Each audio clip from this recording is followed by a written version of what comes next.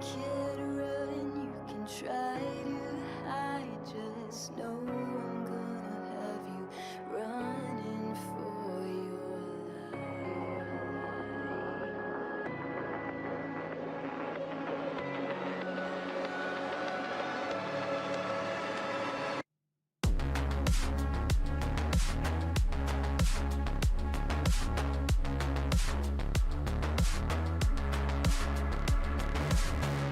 I've been waiting a long, long time. Wrote a story that I wish wasn't mine. Fell in love with the battle cry. Got the weight of the whole world in my mind. Tell me everything will be fine. It's a long way up and I climb. I can't control my own feelings. Come on now, give me one reason. Why? Just another sleepless night. I only live for the fight. I can't control my own feelings. Give me one reason. And I'm screaming. You can run, you can try to hide. Just know I'm gonna break you. No one's gonna save you. Hear me roar, I want nothing more. Just know I'm gonna have you running for your life. Now the pressure's on, what did they expect? I'm coming for everybody until there's no one left. As long as my heart stays beating inside my chest, there ain't no time to rest. I'm a little bit obsessed, and that's why I be coming for your neck. I'm coming for another pound of flesh. Got you running for a place to hide, but it'll be a waste of time. I'm patient, I only bite when the danger's high. I smell blood, that's a good enough reason. Your heart's getting stuck between my front teeth, and just when you thought it was done, and I'm leaving, nope, the fangs deepen, and I'm screaming. You can run, you can try to hide. Just know I'm gonna break you. No one's gonna save you. Hear me roar, I want nothing more. Just know I'm gonna have you running for your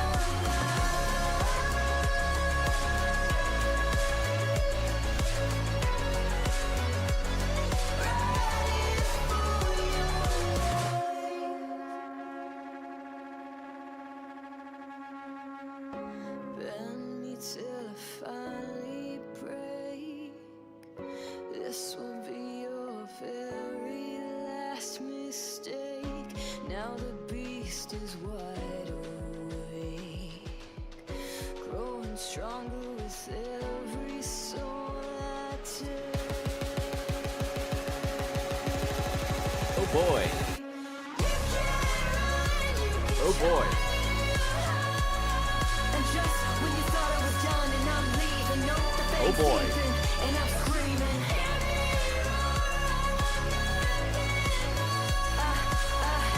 Happy to see a new face in the ZZZ category. Okay, buddy.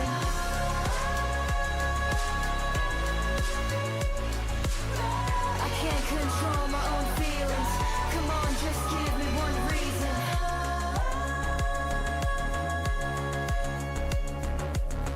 I can't control my own feelings. Give me one reason. Yeah, 666 viewers is kind of diabolical if I'm gonna be honest. Yeah, that's that was a nice little surprise this morning. I was deciding what to make the topic of the stream, and I just it's a daily thing for me at this point to log onto Twitch tracker and just take a look at ZZZ's numbers. It's become like a daily thing for me. Because I'm literally just waiting for the day where they do something good for the game. I'm just trying to validate whether or not my claims that they're actively killing the game with the changes that they're making are true. And that's why I'm checking it every day. Because I'm pretty sure every single thing I said was true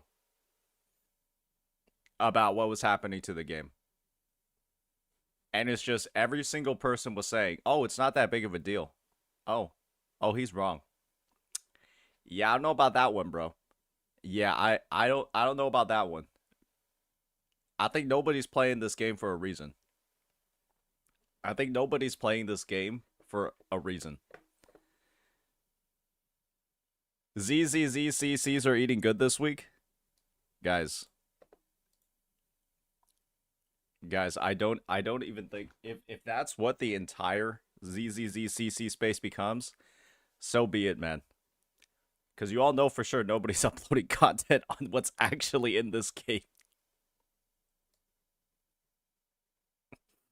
Nobody's actually making content on what is in this game. Oh man. You guys know when the update drops for 2.1? You guys know when that update drops? I wonder why Jed sent this tweet. Yeah, surely there's nothing wrong in here. Okay, that's porn. Yeah, that's basically porn. Well done, buddy. Well done, buddy. Great job. Bro, your punctuality is very questionable. Don't repeat to me what you've heard your entire life. Yo, Matthew, appreciate the 8 months, buddy.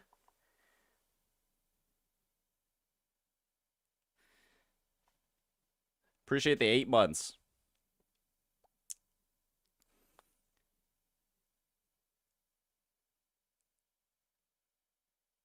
Quick question, what are you? Okay. What do you mean, what am I?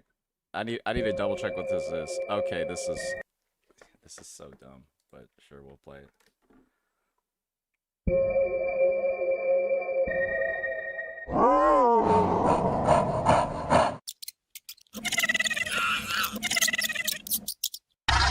I don't even want to watch this. This is so stupid.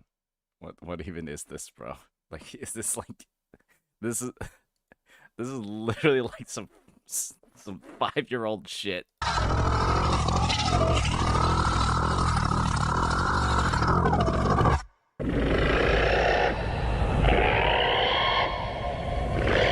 I better see some fucking StarCraft 2.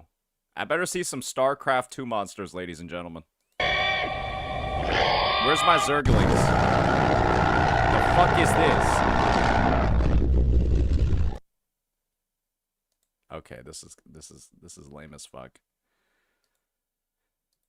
PocketGamer.biz, Zenless Zone Zero celebrates first anniversary with 442.1 million, just 23% of Genshin Impact's year one. Where's their proof for this? Ah, it's according to App Magic estimates. It is according to App Magic estimates. How reliable are App Magic's estimates? I feel like this is a discussion that we've had before. I've seen this article and I was like, I was just double checking that.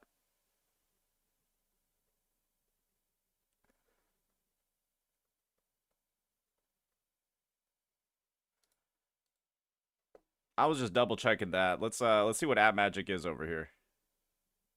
Okay. How accurate is App Magic?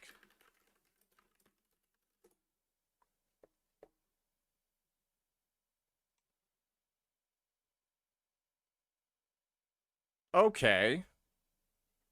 You know what? This doesn't look that bad. I looked at the AI summary over here. It's got about 7 different sources. App Magic's data accuracy varies depending on the app's popularity and ranking. While it generally provides good estimates with an average monthly discrepancy of around 10%, accuracy tends to decrease for less popular apps and at the extreme ends of the charts. I mean, that by itself would lead me to believe it's at least somewhat reliable data, considering ZZZ's not at the top and it's not at the bottom.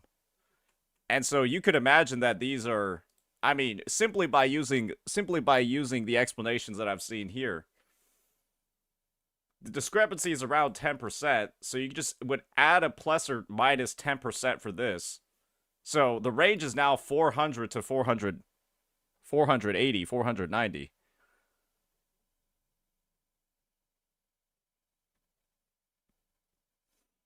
I think it's fairly accurate, but it's mobile only. True.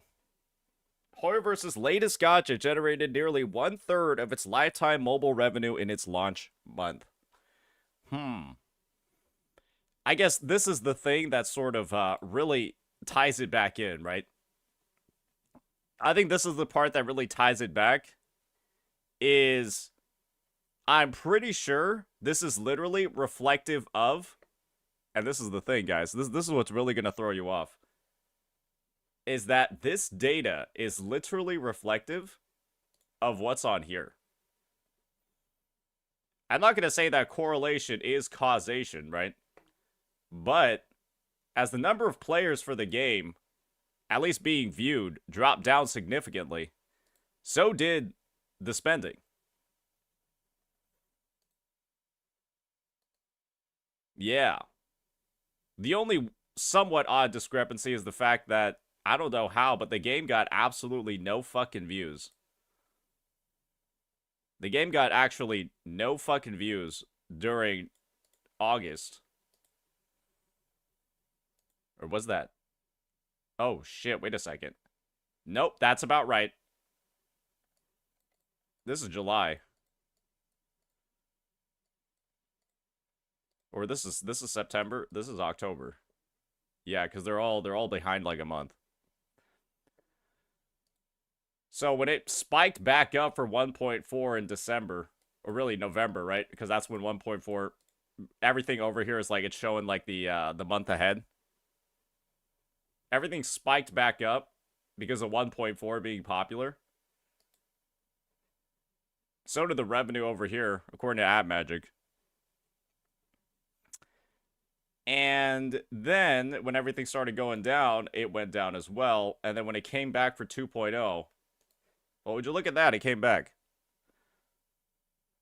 So, genuinely, right? At least from what I'm seeing over here, it appears that Twitch views are correlated to how well the game is going. Oh, but everyone was saying that it didn't matter. Everyone was saying that the Twitch views meant absolutely nothing, even though the data does seem to be almost exactly correlated. What an interesting situation, ladies and gentlemen. What an interesting situation we have going on over here. Did you react to the Glaive Kyo video? Does he have a new one? We saw his latest one, which is about how you can't criticize Genshin Impact. We saw that one, yeah. Bob said it's hard to be a fence sitter. Well, yeah, you gotta fit, like, the fence post up your ass, but I'm sure Fob has practice. And, I mean, also, maybe this is a fence sitter issue, but because I am kind of, like, on good terms with a lot of people, I had to pick and choose so many different dinners. Like, 2 different nights, I had, like, I think 3 different invites from 3 different dinner groups, and it was like, I had to, like, literally choose which friend group. Wait, is this guy just bragging about how popular he is? This guy's just bragging about how popular he is? What the fuck? This guy, bro. Man. Oh, hey, guys, it went up. Hey, huge W. Hey, huge W. That's what I'm fucking talking about, brother. Hell yeah, brother. Hey, we're almost hitting the quadruple digits. We finally are hitting the quadruple digits, ladies and gentlemen. It's almost there. It's almost there.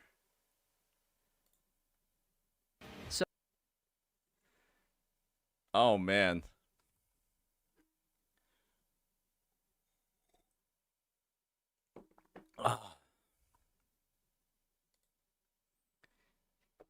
Why are we pocket watching ZZZ?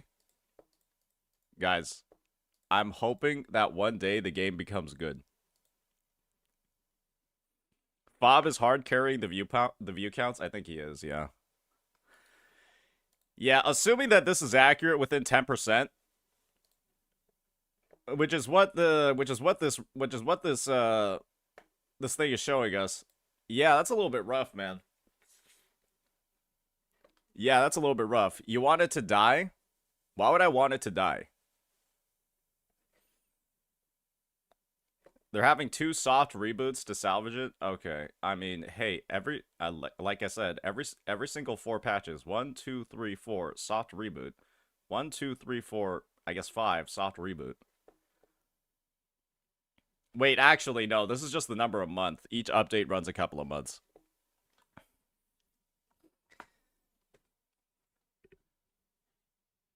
Say, will you be playing the ZZZ story, Unk?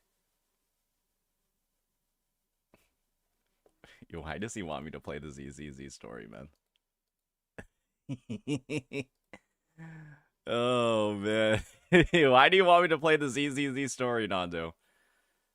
What's so special about it, brother? What is so special about it? To see you shit on it. Watch the recap.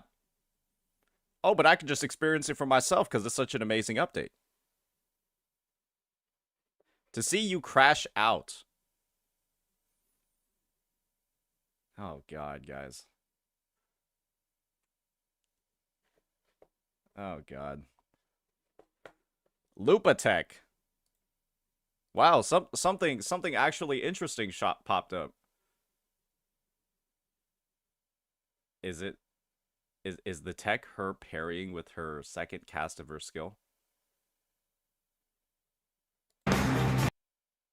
That's not a tech, brother. That's how her kit works. She throws a spear at them with the second cast of her skill. That's literally just using the ability as it's written.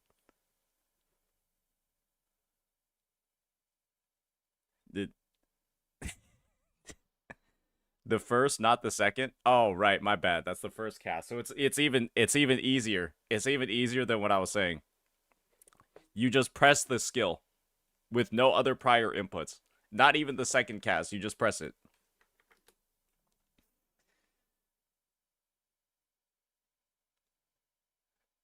Okay. Wait, I don't understand. Why are people getting so excited about this? Like, it's like, bro, you're just using the character's kit.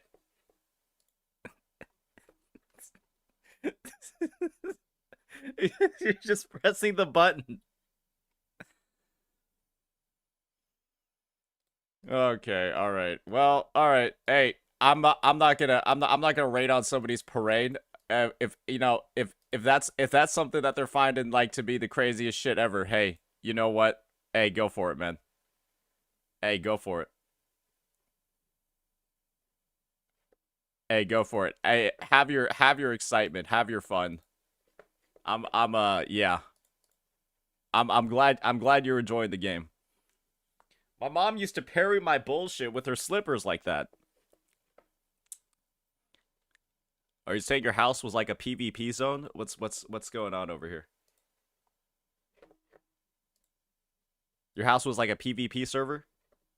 Players get to beat up your own Saint Tanta's boss.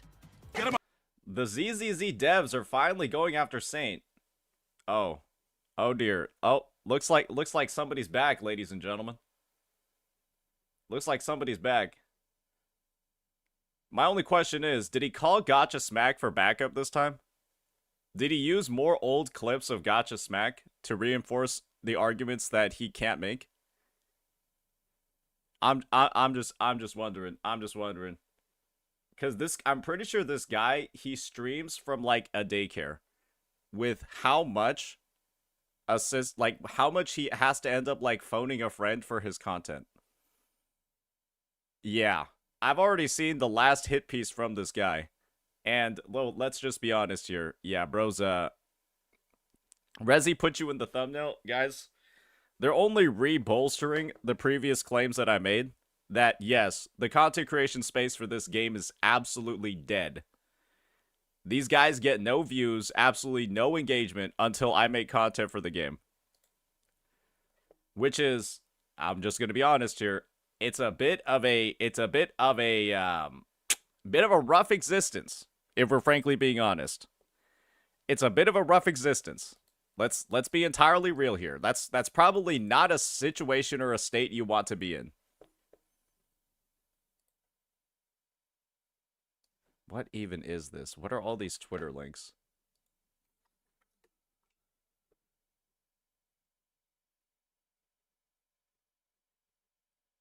Guys. Okay, what is this?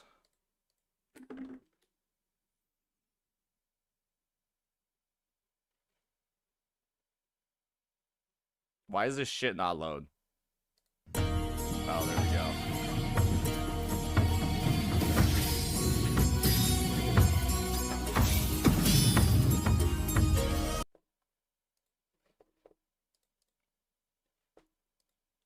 Okay, guys, that's... I mean, I get... The boss came out 3 weeks ago. The boss came out 3 weeks ago. I'm just being honest here. It came out 3 weeks ago.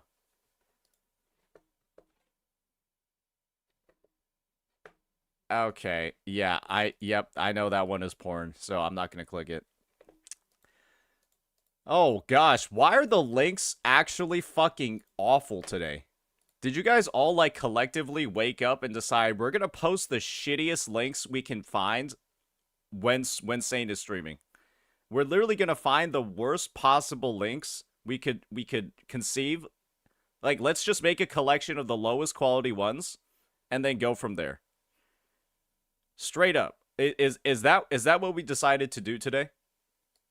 Holy shit. And now we're gonna have this one from Jed. I bet he said it's good. I bet it's trash.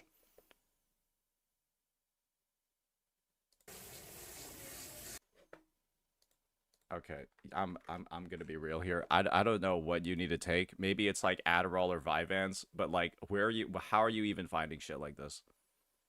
Like you had to be doing some weird shit on your social media to, like, if this is the kind of stuff that's coming up on your feed. Like, you need to literally focus up. You need to focus up. The fact that you're getting this on your recommended is a sign that you need to focus up.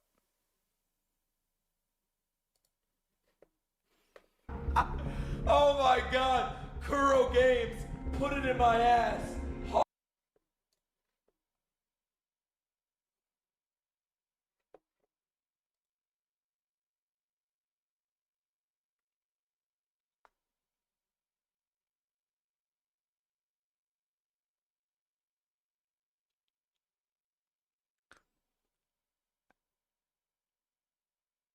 That's just gay. I don't know what to say. Yeah, that's yeah, no, that's that's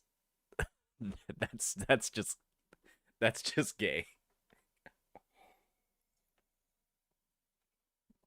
That's a man so confident in his sexuality that he'll just be gay. That's a married man so confident in his sexuality that he'll just be gay. Yeah, I think that's what that situation is over there. Holy moly. Holy moly. All right. Yeah, I don't know what's going on today. Maybe we should just move on with the main events of the day. This has been one of the worst link sessions I've ever seen.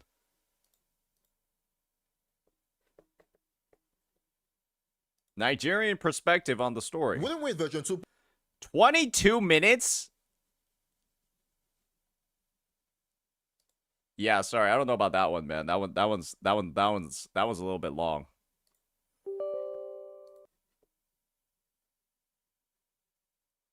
Yeah, let's just stay focused here and shit on ZZZ.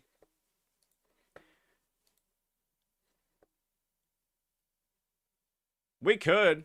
I mean, that's the thing, right? I just need to pop open a couple of links, and then we could just go through how this game has just absolutely shattered every single expectation possible in the worst way possible.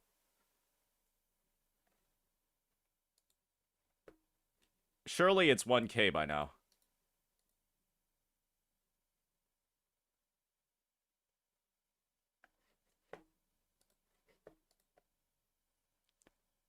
Yeah, no, it's not there yet. It got close though. Alright, let me just make sure I'm actually on the right account.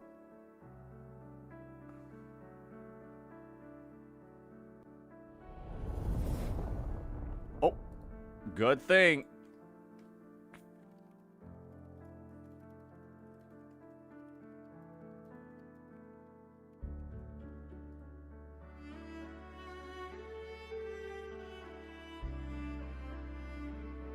Hope you're having a good day today, Saint. Guys, it's not really possible to have a good day right now as a primarily gacha streamer because all the games are so bad. All the games are so bad except for Wuthering Waves. That's kind of the situation over here. Yeah, all the games are in legitimately a bad state except for Wuthering Waves. So it's like, as a gacha creator, one thing you don't want is for every single game to be dog shit and then only one of them to be good. Yeah, you'd like to be able to cover multiple games and have at least 2 of them in okay, pretty decent spots, and then kind of like go from there. But instead, it's just bad update after bad update. Just over and over again, just bad updates. And the end result, guys, is just like, you kind of sit here. People played ZZZ 2.0. I'll put... I think my theory of how long they played ZZZ 2.0 was about, like, 3 days maximum. And then you stopped playing it. I'm frankly certain it was about 3 days, and then people just stopped playing it. Maybe a little bit longer, maybe a little bit less. I'll end you!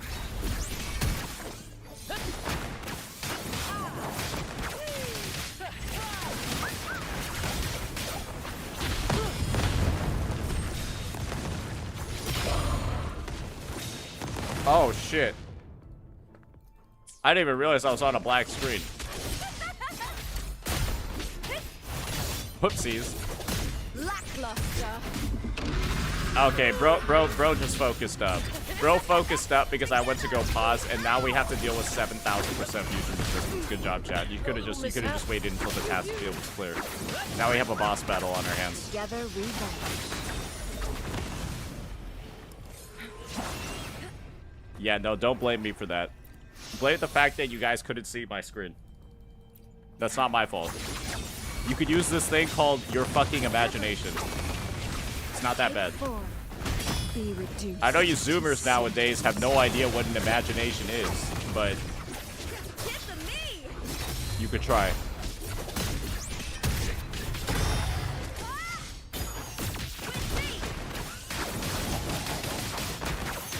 Same actor, different role.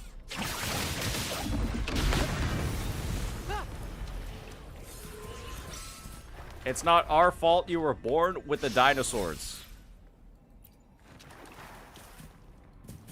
First to the treasure. You shouldn't refer to your mother like that. It's very rude. Believe me, I've been there, done that. Yeah, it's got me into trouble a couple of times.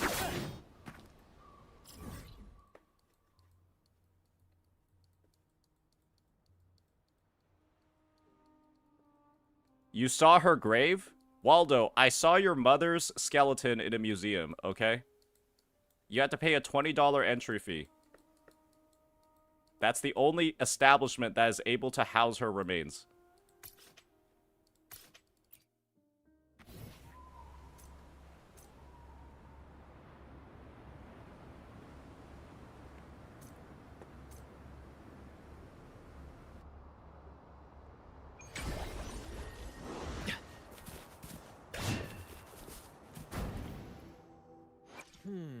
To which stage will life guide Let's us see what Waldo says after that one. Scamming me and insulting my moms. Okay, Well, yeah, whatever it is, I'll play my role to the fullest.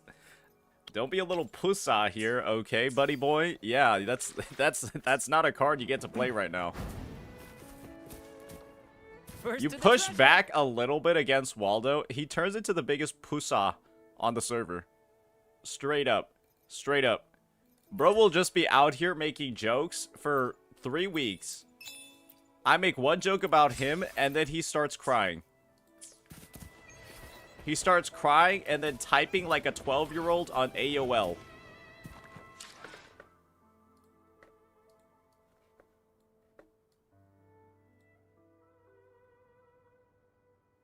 Wow!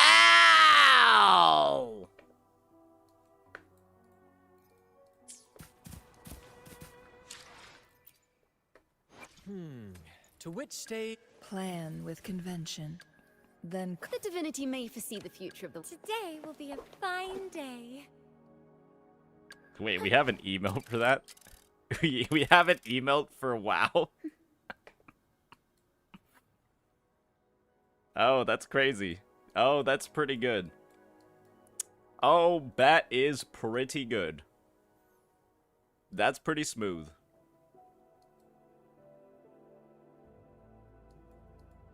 How the fuck is your Rosia this well built?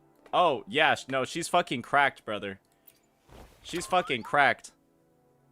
She's absolutely bussin', brother. She's so strong. I'm kidding, she's not. I still don't use her. Yeah, she's got probably one of the best builds you've ever seen in the history of the game. Not a single wasted damage stat. Not a single wasted damage stat, brother. This might be the best Rosia on the server. I'm not even joking. It might be the best one. Only 35% heavy, this guy says. As heavy attack is literally on every single piece except for one of them. The only one that heavy attack is not on is like fucking... Wait, let me see over here. Ooh, close. Close one, bucko. Wait a second.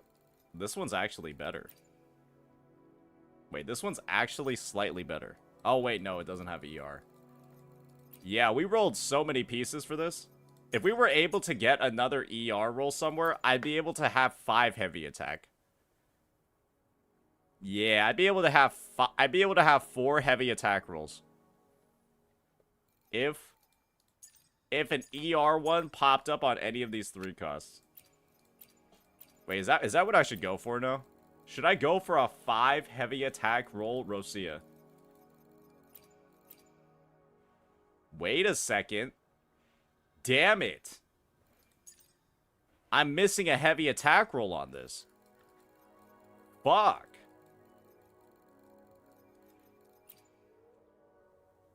I'm missing a heavy attack roll. Shit. This could have been it.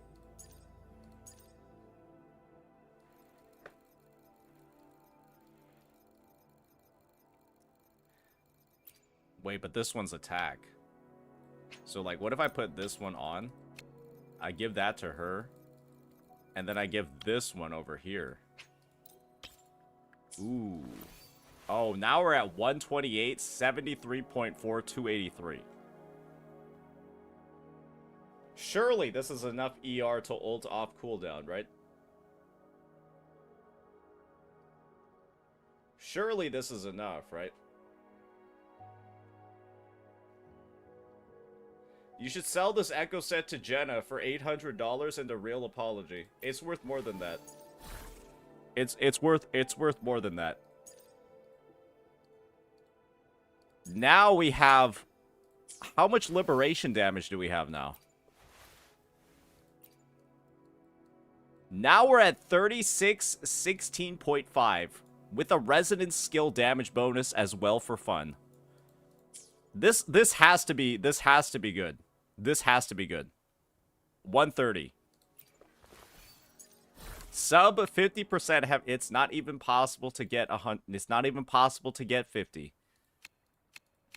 You'd have to be a hacker. But you can test it. This is the thing. I can't really test it in the teams that she would work in because Rosia would... Okay, if it works with Shorekeeper, it has to work. Did you guys know that when you actually run triple DPS characters, right? If you run the triple fusion team, all the characters actually need less ER. Because they have, like, longer rotations because they're actually hitting stuff. And the result is you don't actually need as much. Okay. Surely this should work. Would you like?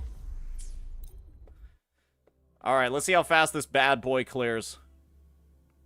Let's see how fast this bad boy clears right here.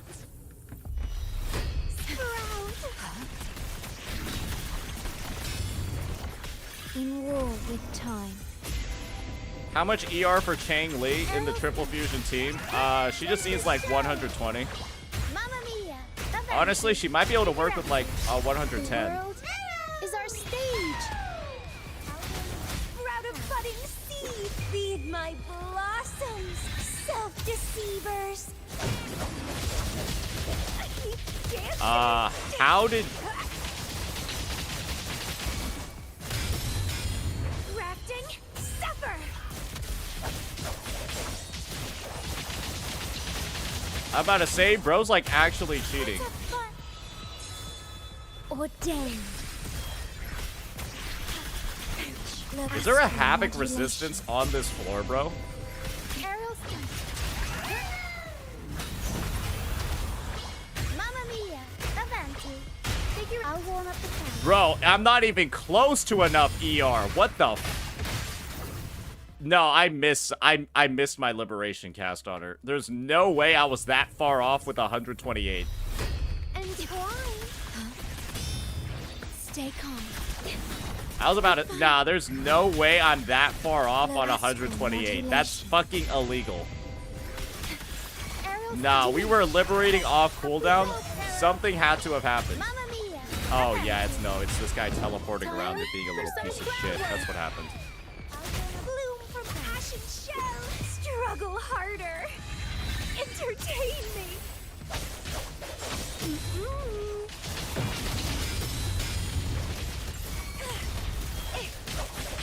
Vitality sour.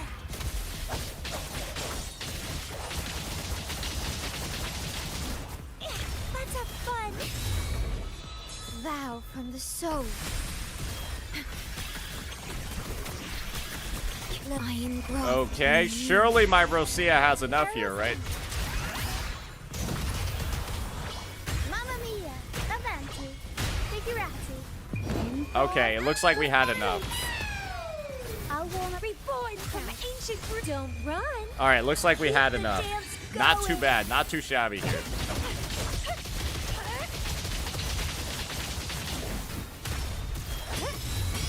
Crimson blossom.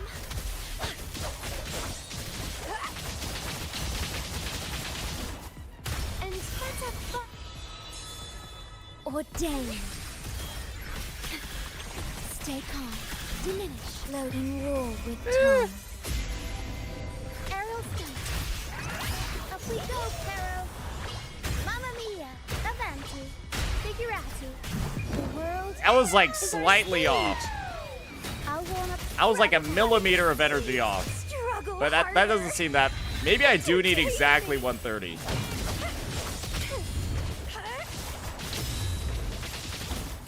Vitality sour. Yeah, maybe I need exactly 130. Yo, why did that team feel like so shit? I guess that could just be due to the fact that there's absolutely no bonus at all. I was gonna say that team felt like kind of bad.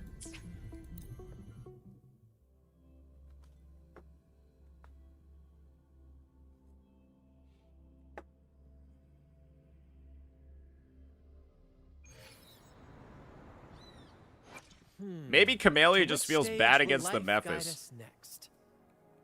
I think the Mephis is one of Camellia's worst enemies Would because you her like entire a rotation gets like friendly delayed because of how between much the two fucker of moves. us? Yeah. I don't know, that or maybe it's the fact that she's on like Midnight Veil. All I know is this character is not worth pulling their signature for. The incremental damage increase from having this shit is so insignificant and like non-existent. It's actually pathetic. This has to be like the difference between having this and not having this has to be at least like 2 seconds on your clear. It's like 2 to 3 seconds on your clear having this and not having it. I swear to God. It's ridiculous. What an what an absolute garbage weapon. Is a 4-star weapon better than? No, it's not. Like, she still wants, like, but if you have, like, Zhang Liao's signature, I've just been using that on her, and honestly, I can hardly even tell there's a fucking damage difference, brother. I can hardly even tell there's a damage difference between them. It's kind of sad, bro. It's kind of sad, man. Like, Jesus. Her liberation is considered heavy attack damage, Unk. To which stage Is it? will life guide? Oh, it is. I didn't even realize her liberation was heavy attack damage. Or I guess I forgot it. Well, I guess that doesn't matter too much. It doesn't fucking do damage anyways. Yeah, it doesn't deal any damage anyways, so I guess it doesn't really matter. Yeah, it's a... Like, what is the... Yeah, the motion value on it is... I guess it's like 900%. This is technically like, you know, 1000% too. Doesn't feel like it, though. Yeah, it doesn't... It don't feel like it. It does not feel like it. Yo, and your fire, appreciate the 7 months. You seem like a Giga lurker, bro. Actual Giga lurker. Appreciate it, brother, man. All right, guys. It's time for the actual real main content of the day. Then we'll probably get into some variety and some more, and maybe some fun little videos. I'm thinking about making my list of the top 5 must-build characters for the TOA. Or really, just any endgame mode as a whole. The top 5 must-build units. And a bit of a tip on how to play them. And so, this is going to be geared mostly towards, or sorry, not even mostly, it's going to be geared entirely towards newer players. Because let's be honest here, right? I think a lot of people don't fundamentally understand the right way to build certain characters or to build certain units. And it's probably going to be really important to actually break that stuff down so that people don't, you know, waste too many resources. So, let's just get a bit of a general vibe check. Let's just get a bit of a general vibe check first, checking out who we got on the roster. Because we got to make sure these characters are affordable, right? Whatever it is. We got to I'll make play sure that my these role to the characters fullest. are affordable. And they actually have access to them. So, first things first, we've got to put good old San Hua on the list. Smile more, you say. She's somebody that has to be there. Next up, Quick. I've experimented. we could think about Mortefi, but I don't really feel like Mortefi is like the one because there's not that many heavy attackers on the roster. There's not that many heavy attackers on the roster. Sometimes I get a little carried away in battles. I didn't startle you, did I? Yeah, Mortefi buffs 2 people. Danjin, not really. Yan Wu is kind of just griefing. There's not a lot of must-build characters in the game. Yeah, I was gonna put Hopefully, Verena and we'll make new Shorekeeper into like findings. one combined duo. Frankly. But it's hard to get into it without thinking about the DPS ones. Yeah, it's hard to get into the DPS ones. Because if I do, then it's literally just the highest value ones. It has to be Gian and Camellia. But I don't know if I want to get into that just yet. Phoebe is not on the list because she sucks cock and Whimpering Wastes. She's absolutely fucking awful unless you have Chacona. And if you're not doing Whimpering Wastes, it gives the same exact amount of Astrite as TOA. And so it's not really like some shit where you can just... Cartithia's 100% on the list. She's also not on banner. Yeah, she's also not on banner. Understood. I am here. The experiment began. Yeah, Maybe I Wuwa, crave for Wuwa, anything unfortunately, nourish. or The maybe impatient ones fortunately, This quick. I have experiments. Let's I read guess Bobby's it has to be explanations Yang together. Yang due to the fact that she can literally support every single team.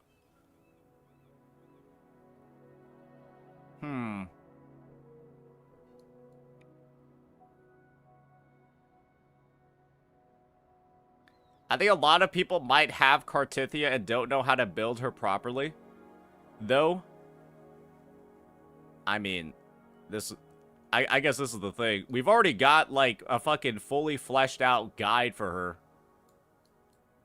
And she is one of the newest units. I personally don't think there are a lot of people struggling with Cartithia.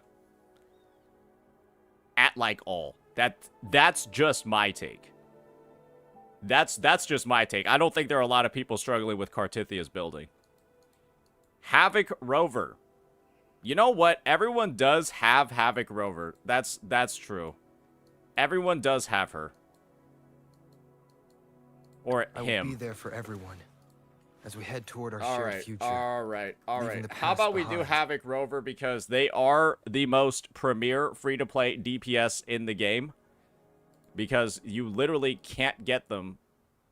The only way you can get them is for literally free. Let's see over here.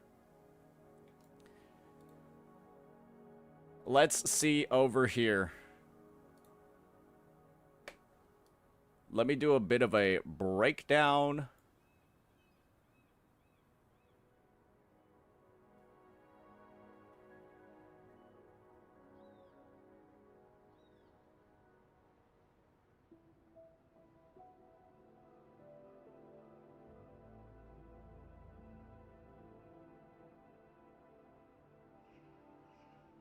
One second.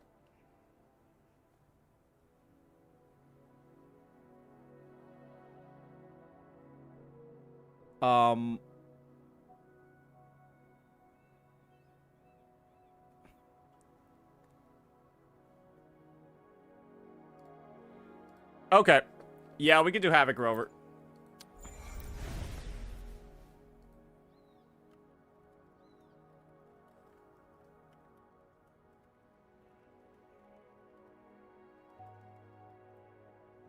Okay, and let me just see here. Verena, Sanhua, Havoc Rover, Yang Yang. You know what?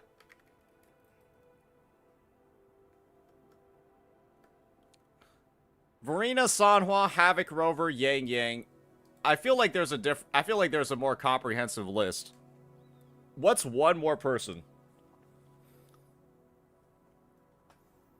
Spectro Rover. They're not like that good.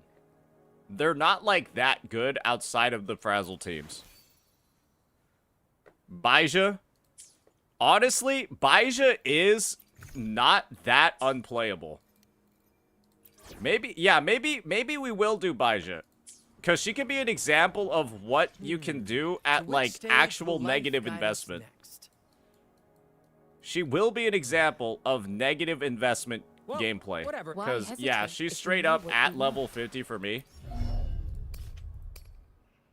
Yeah, I ain't even gonna do that.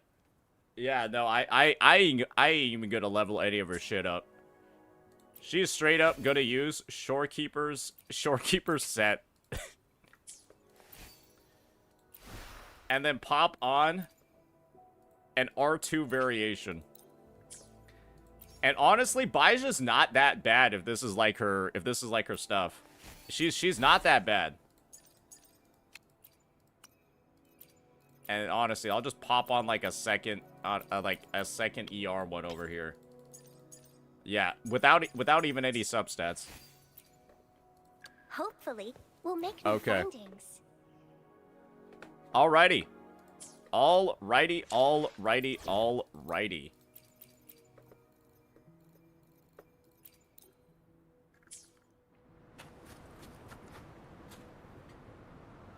I think it's time for us to get right on into it. I think we got a fun day up ahead.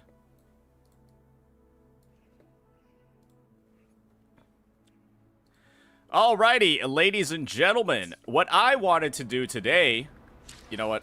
Let me just turn my music down so my editors don't kill me, and the voice volume down as well because the characters are fucking loud. Alrighty, ladies and gentlemen, what I wanted to do today was actually cover some of the best units in Wuthering Waves. And the topic of discussion, or really the scope when it comes to those best units, isn't going to be the characters that you're pulling from the gacha, but actually some of the beginner ones. Some of the highest priorities for those that maybe aren't pulling on every single banner, some higher priorities for those that are maybe free to play, or they're just testing the game out first before deciding to, you know, go ahead and dump a bunch of money into it. And these are going to be the top 5 must-build budget characters for end game content. And so when I'm talking about end game content, it's going to be featured around 2 main modes, right? The first one being, and we'll just go ahead and move our chat real fast, probably to the bottom right corner of the screen. By endgame content, I'm talking about the Tower of Adversity that resets on a monthly basis and focuses on single target or slightly AoE situations. And then we're going to have over in Reynacita, Whimpering Wastes, which are going to focus a lot more on AoE, massive number of mob type of content. And so when I'm talking about these 5 characters, I really am talking about ones that aren't limited at all. And I'm going to be giving you all some build tips when it comes to echoes, rotations, all of that to make sure that you're getting the most out of these units. And so with that, why don't we just go ahead and go from the top down and take a look at who's probably the most important. And you all probably know by now, it's not actually Sanhua. It is going to be none other than Verena. And this is a unit that you're able to claim for completely free after completing the beginner missions that are available in the 2.4 update, everything beyond that. And if you were playing before 2.0, you could just select her from, well, the 5-star selector that we all had since launch. And so when it comes to this unit, there are only a few things that you need to make her work. You'll notice over here, I don't actually have her at level 90.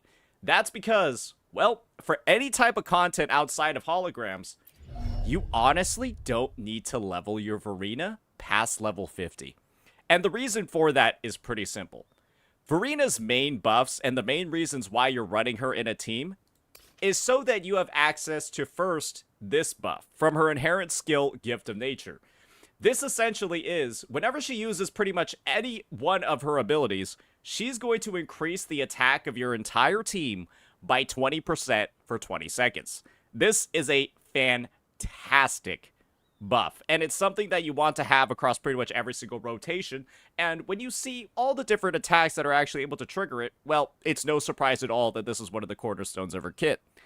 The next is her outro skill, which is going to go ahead, give a little bit of healing to somebody on the team, and then also amplify the entire team's damage by 15%, right? These 2 buffs combined are the main reason why you're putting her in your team. There's not much of a reason beyond that, because A, she does like no damage here.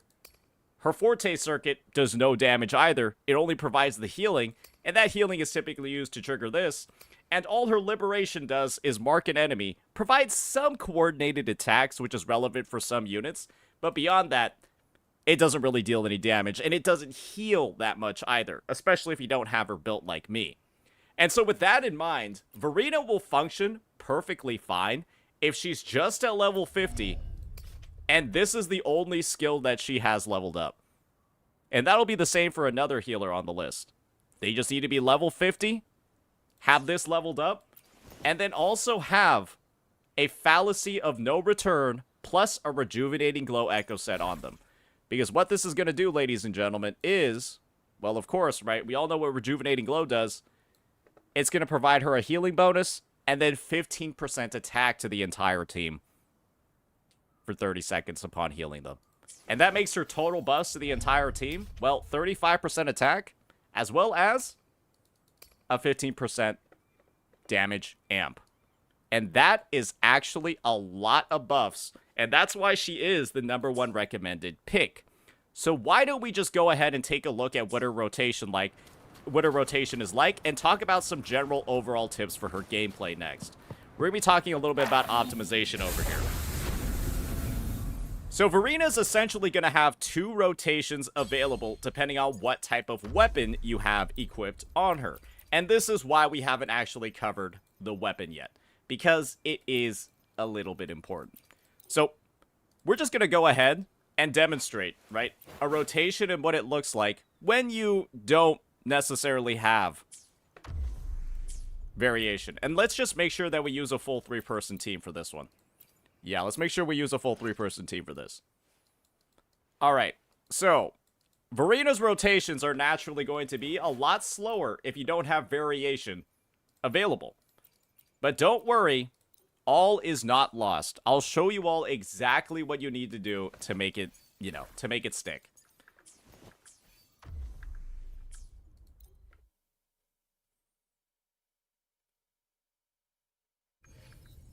Alright, let me move my camera real fast. So, you want to make sure that when you're starting off your TOA clear, that Verena is not actually the first character in your lineup. And it's going to be pretty easy to understand why. You're going to swap to her, spam your basic attacks until you get a Forte Circuit charge. Then you're going to skill, cast your Liberation, and then jump into the air until your Concerto bar is filled. Then you'll use your Echo skill, right? And then go to your other teammate and then go through their rotation, right?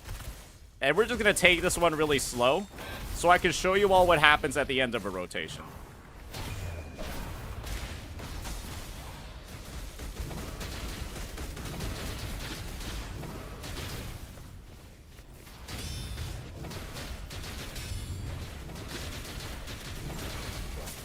So, you're going to notice that my Gian's outro skill is ready. I am not going to use it on Verena. I'm going to instead use it on Mortefi, right? And then go back to Verena so I can do that exact rotation again. And now we're back onto our Mortefi. And wasn't that fast, ladies and gentlemen? That's one of the biggest strengths of this unit, is how fast she's actually able to generate her Concerto and go through her rotation. And you have noticed over there, right? I was able to get a full charge using a level 1 weapon. That is without using an ER weapon. We were using, ladies and gentlemen, this bad boy, a Fusion Accretion, which has an attack main stat.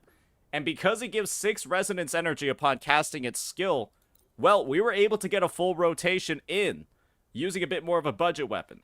If you're looking for other options when it comes to gearing Verena, Call of the Abyss is another weapon that is available from exploring Renacita, and this thing will give you an energy regen substat. But the unfortunate thing is that, well, to get that substat, you're going to have to level it up, and that, as you can see over here, leveling it up is kind of expensive.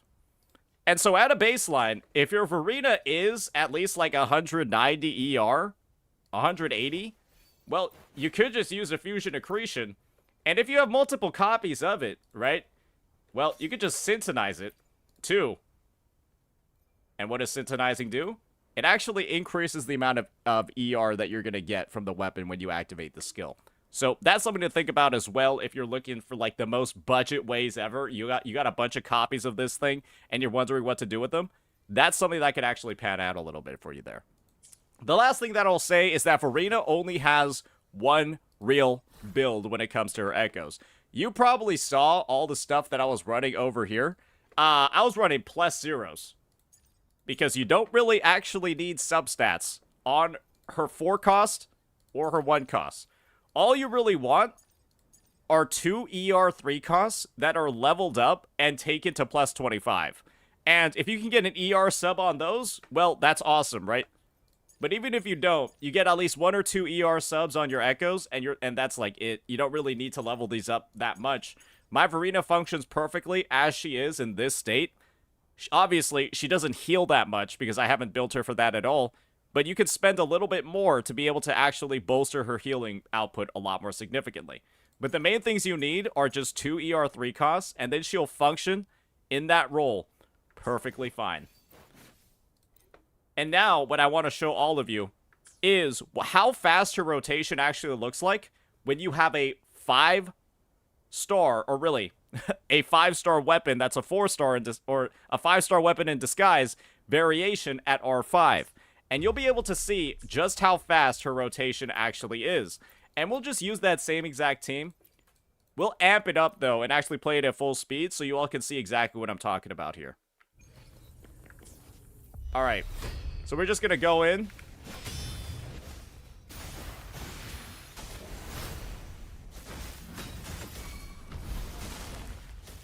And that's how fast it is.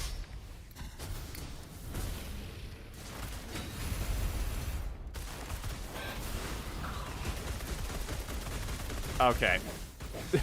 So now let's show what 2 rotations can look like in this team.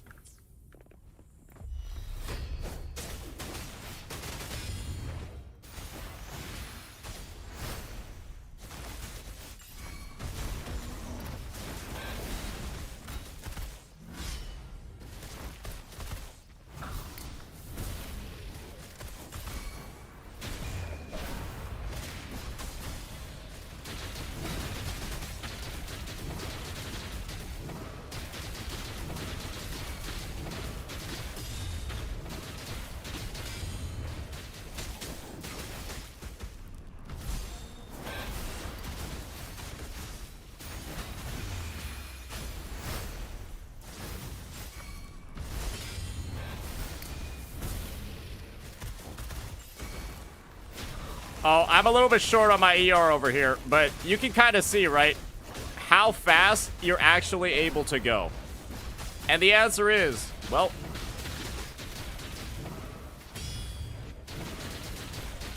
pretty fast.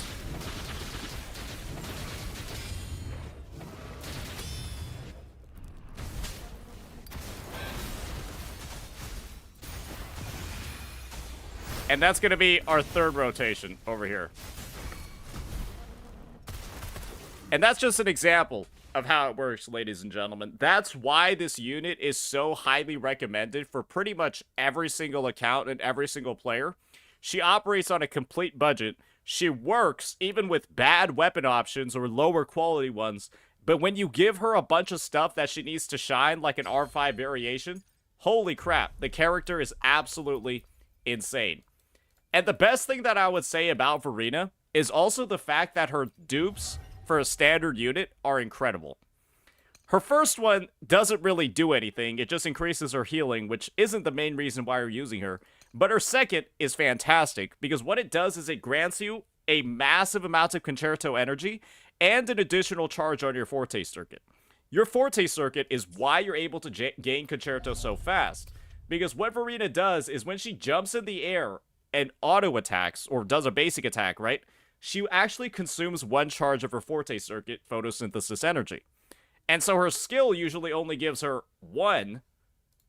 But with this, her skill's going to grant a second one and generate 10 more Concerto. And guys, an R5 variation only gives 16. And so this thing is given a lot of Concerto and even more ways to consume air attacks to gain even more Concerto. So it is one of the best S2s in the game. So you can think about it this way. I'm horrifyingly unlucky because I haven't gotten it yet, but because I haven't gotten it, I can demonstrate to you what an S01 does. So it only gets better from here, ladies and gentlemen. Her rotation only gets faster. And that is kind of wild for a unit like this. So yeah, that's why Verena's going to be up first. She's clearly the best value unit in the game, and when you can get her for free and then upgrade her significantly from losing 50/50s, well, she's a unit that you're happy to get the first copy of, and you're happy to get more copies of in the future. Now, let's move on to the next one. Alrighty. And let me just make a Sanhua team. Yeah, let me just make a Sanhua team. Real fast.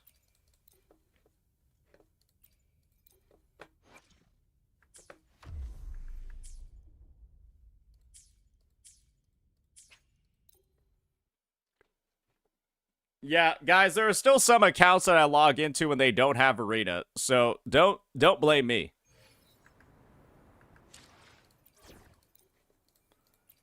All right, let's get this bat. You know what? Let's replace her with Verena so we can sort of like build on top of this.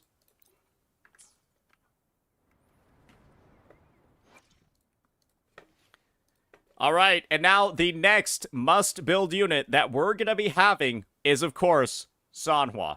And there's a reason for that. Every single player gets Sanhua. At minimum S0, they get her for free.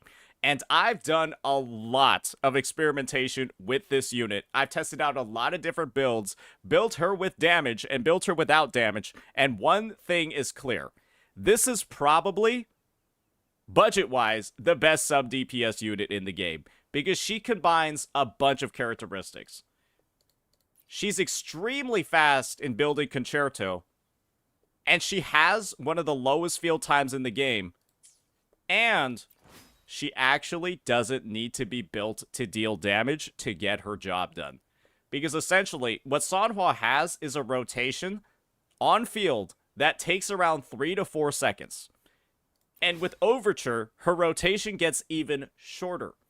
And so when you focus on Sanhua essentially being a Moonlit Clouds only sort of unit, where their only goal is to go ahead, rotate through their kit really fast, and then give their outro skill to somebody, as well as the 22.5% attack buff and the 12% damage buff of the Moonlit Cloud set, well, even if the character that they're buffing can't actually use basic attacks, well, they could still end up working pretty fine.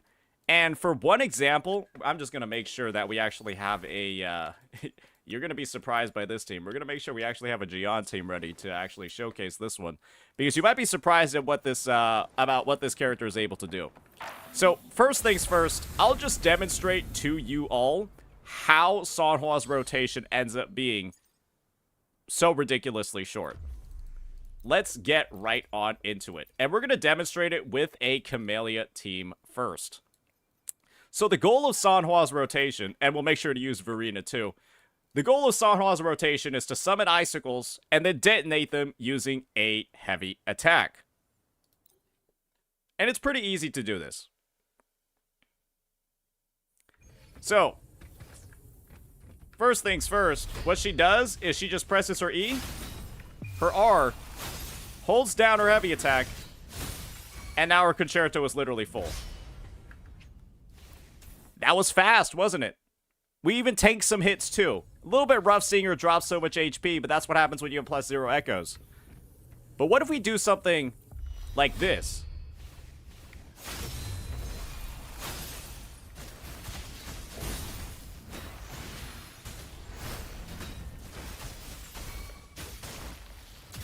I just used 2 intro skills at once. And I swapped during Sanhua's skill R so that I would not be vulnerable during that animation. I swapped over to another character. I swapped over to Verena so that we could do her rotation because she requires herself to be swapped onto to attack faster and gain that Forte circuit faster. This is what Verena looks like when you don't swap first. That's how long it takes her to do a Forte circuit attack. But when you swap to her, right? It takes that little time. So we're benefiting both characters' kits by doing that. Now, let's put it all together. I'm going to go on to Camellia. Get my rotation on Verena, right? Go over to Sanhua. Use my skill in R. Auto attack a little bit on Camellia for fun. And then go back to Sanhua. use my Heron, and then go on to Camellia.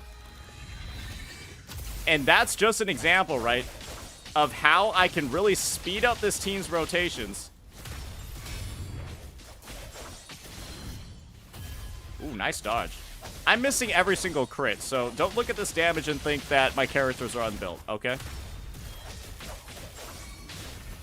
So great. Now I intro skill in onto Sanhua. Do everything we just did.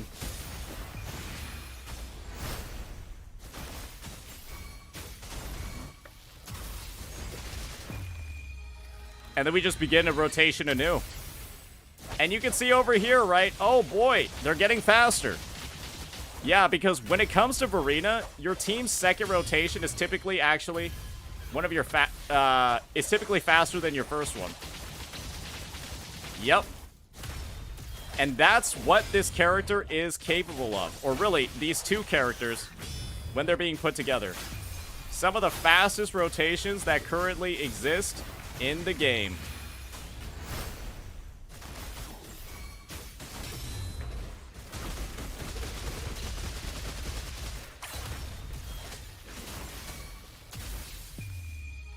So I kind of messed it up a little bit there. I swapped a little bit early. But you guys can see what I'm talking about. And that is why Sanhua is so strong. The main reason is that Sanhua is able to go ahead and with absolutely zero investment at all, ladies and gentlemen. With zero investment at all, Sanhua is able to be an intro-outro skill bot that's applying all of Moonlit Cloud's buffs, the massive buffs from the Heron and the set itself, with essentially a cooldown of only 16 seconds. Because the main limiter that she has is using her skill and her liberation together and then detonating it with this heavy attack. And the ultimate, the liberation, is the only real limiter of it. So every 16 seconds, you're able to essentially get an outro skill that takes you about 2 seconds of field time to access. And the thing is, every person had this character at S0, but there's more. When she's at S6, she actually grants an additional 20% attack to the entire team. 10% for each glacier she breaks, and when she does her skill liberation detonation combo, she breaks 2 glaciers or prisms. So that's an immediate 20% for 20 seconds.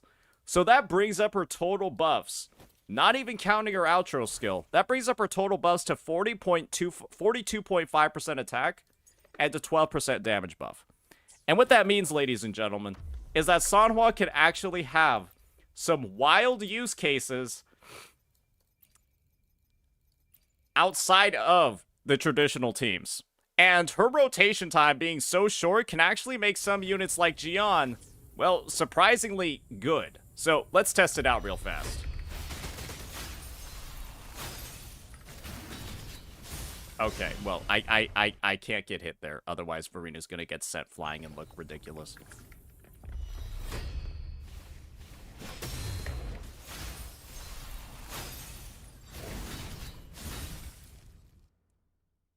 It's a little cringe. Okay, let's maybe try it out on Sanhua this time and just parry with her.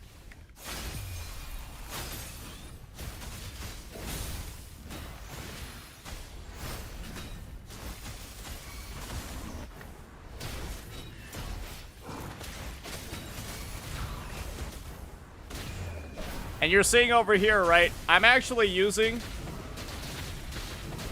Jian.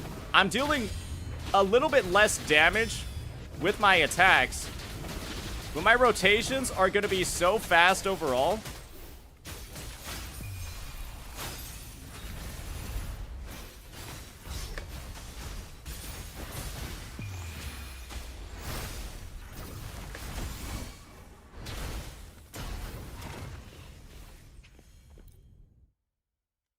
Yeah, maybe this is the wrong boss to fight it against.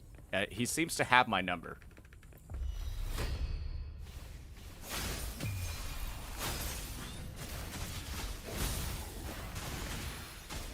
Yeah, this boss seems to have my number.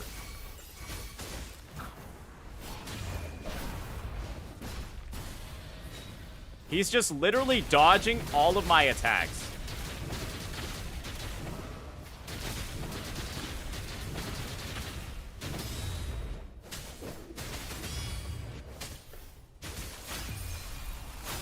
Yeah, this guy has my number, bro.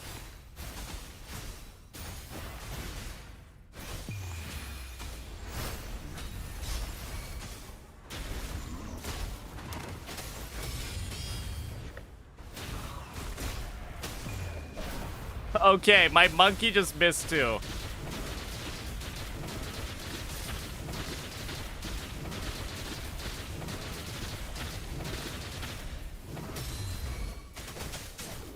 And all of my abilities are like hitting half the time. Okay. Okay. Well, editor, cut out all of those failed footages. We're just gonna fight the Sentry Construct instead.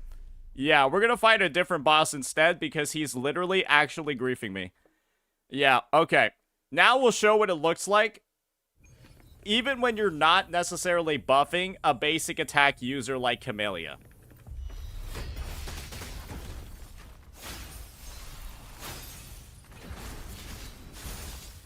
Why did I even decide to fight this boss? Now we'll see what it looks like when we're not using a basic attack buffer or a basic attack recipient of buffs like Camellia. We'll use Gion instead.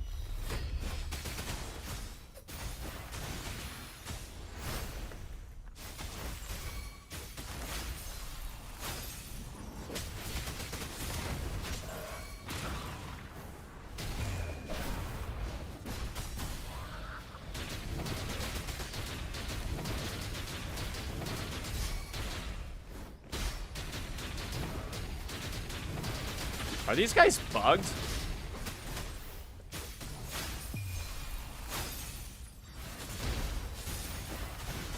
And you're seeing how fast this rotation is. It's crazy.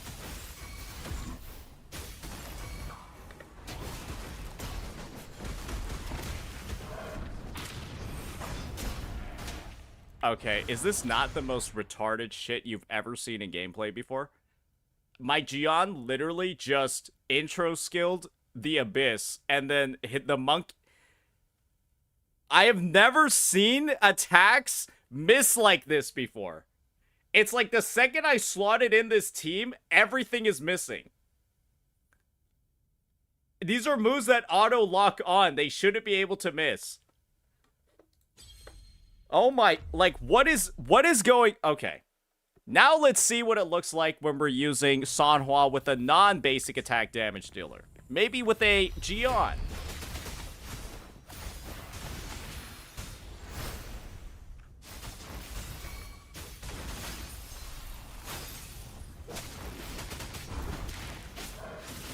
Oh, we canceled her detonation, so it should be a little bit faster. We're taking a bit of a time loss here.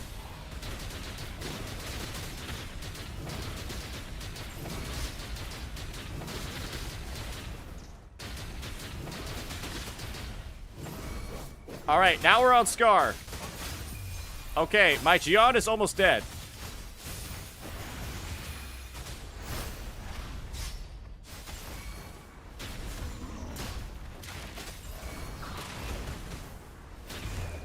And you can see how fast these rotations can become.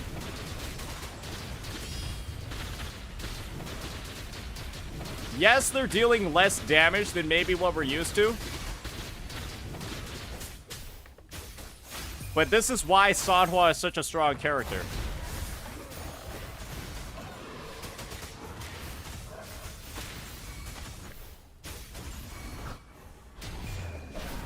We're able to liberate almost exactly off cooldown. And while our rotations don't deal as much damage, we're getting so many of them a lot faster.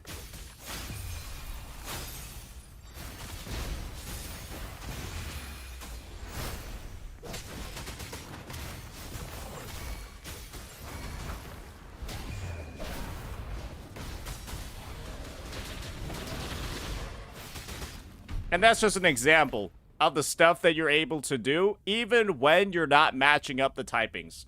Because, of course, right, Sanhua is a really, really, really good unit.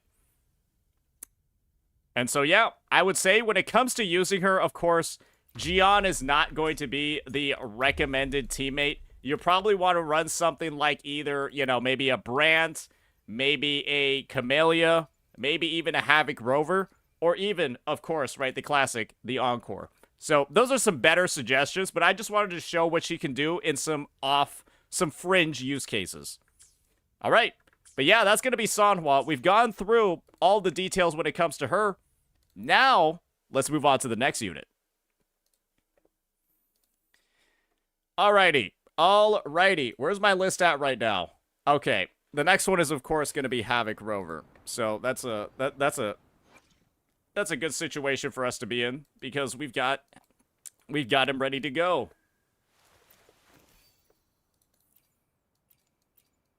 We've got him ready to go. What is this fucking build?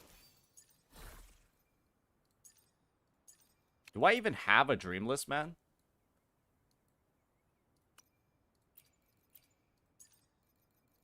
Do I even have a Dreamless, bro? I've got to level up a crit damage Dreamless, man. Oh, dear. Hopefully we get a double crit one real fast. Ooh!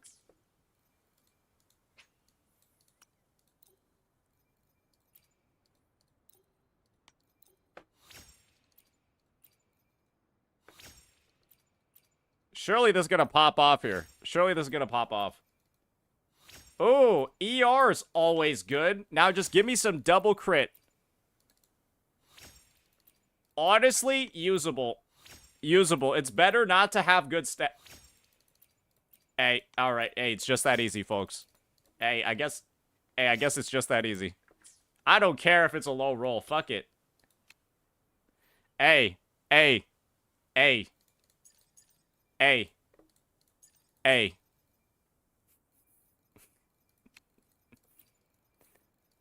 Hey, winners win.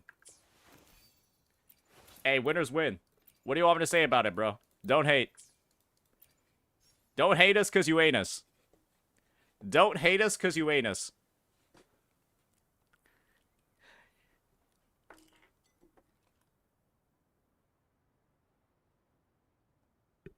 All right. Now we're going to talk about Havoc Rover next. I do have to go take a piss, though, but you'll probably understand why I'm talking about Havoc Rover next. Damn, 143 ER is crazy. All right, BRB.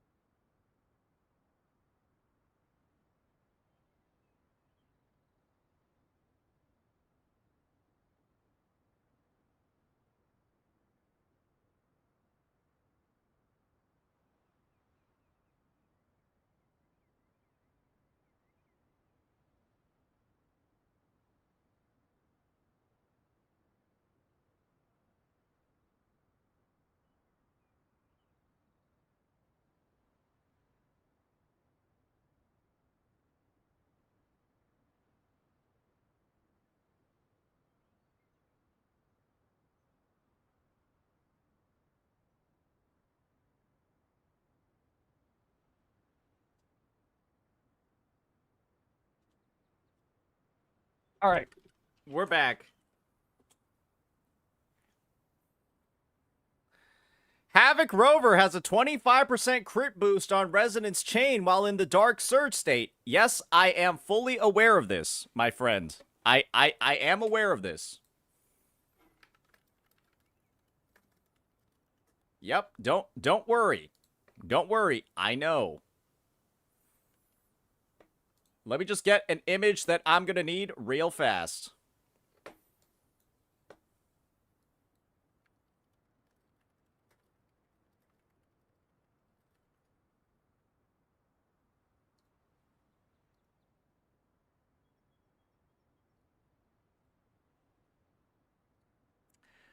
All right, ladies and gentlemen, we're back with our next character, and that one is going to be none other than Havoc Rover. Because boy, oh boy, are they one of the strongest free-to-play, free-to-obtain DPS units in Gacha history, if we're frankly being honest. And that's because of a couple of things. Havoc Rover is a character that you get pretty much maxed out just from completing the main story. I think it's all the way, I think it's 1.0 all the way to some parts in 2.0 or maybe even 2.2. I'm not frankly sure. But once you get all that stuff going, you'll have this character at S6, and of course, you'll have the perfect weapon to go with them, Emerald of Genesis, just from playing the game as well. Because, well, when you get to UL 45, which is something that you can do in just a couple of weeks, you'll be able to claim a free copy of any 5-star weapon. And the #1 recommendation that can be made for any sort of person is that they pull Emerald of Genesis. And instead of using an Emerald of Genesis on the San Hua if you're super free to play, I suggest just sticking something like Overture on her or just a lower budget weapon, and then instead slotting Emerald of Genesis on this bad boy. Because it gives nice critical stats, which is rare for standard weapons. It's also going to give ER, which is good for your uptime on your liberation. And, well, Havoc Rover has 2 resonant skills, and because of that, they'll be able to build up this attack buff across their rotation, and it's pretty good. So when it comes to what they're actually going to use, the stuff that you're going to run on them, it's pretty simple. You're just going to run a traditional Havoc Eclipse set, the one that gives you 10% Havoc damage, and then gives you more stacks of it as you use basic or heavy attacks, because Rover uses a lot of these in their main DPS rotation. And that's the main one that we're going to be covering today. They essentially have 2 states, one that's activated by going into a heavy attack, and that means that most of their intro rotation is spent using abilities to build up the Forte circuit that they need to actually activate this and gain access to their enhanced basic attacks. And then their liberation as well, it deals a lot of damage. And it deals even more damage when they're in their enhanced state. And so you'll see firsthand, you know, they've got some extra things like recovering resonance energy. They gain that 20% Havoc damage bonus in the Dark Surge enhanced state, blah, blah, blah. All that good stuff. And the main thing is that their dupes, because you get all of them for free, are actually really, really strong. With the main one being, well, when they're also in that enhanced state that we just talked about, on top of getting 20% additional Havoc damage and enhanced basic attacks, they also gain a crit rate boost to 25%. And so this Rover's crit rate is actually going to be 96 in combat, so they're never going to miss. Another bonus for playing Havoc Rover is the fact that they have their own customized echo. If Dreamless is used after Havoc Rover uses their Resonance Liberation, which deals a lot of damage, then this entire echo skill is going to deal 50% more damage. And as you can see from the motion values over here, it's around 600 something percent. Almost 600% exactly. And 50% more. Well, that makes this ability quite powerful. And the thing is, Havoc Rover is actually really good with the first 2 characters that we just talked about over here. Ladies and gentlemen, this is another incredibly strong free-to-play team, and it's something you are guaranteed to have as long as you use your selector on Verena. So let's just go ahead and see how it's going to function, what we're talking about over here exactly when it comes to these rotations. This is the most free-to-play team in the game. It doesn't really get much cheaper than this one. So we're going to be using the same exact builds that we just had on our San Hua and our Verena. You know that those are incredibly budget, and we'll just see how they perform in the TOA. And this is going to be an example of what you're probably going to want to do in your rotations. So, first things first, on Havoc Rover, this is what you got to do, ladies and gentlemen. You want to basic attack a couple of times, right? Maybe like once or twice. And then immediately swap over after using their skill. And that's just going to build up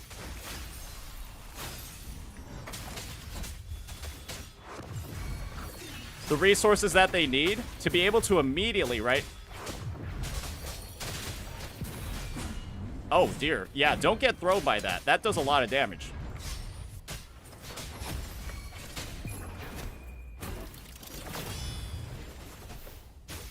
And you can see that the damage, boy oh boy, it's kind of high.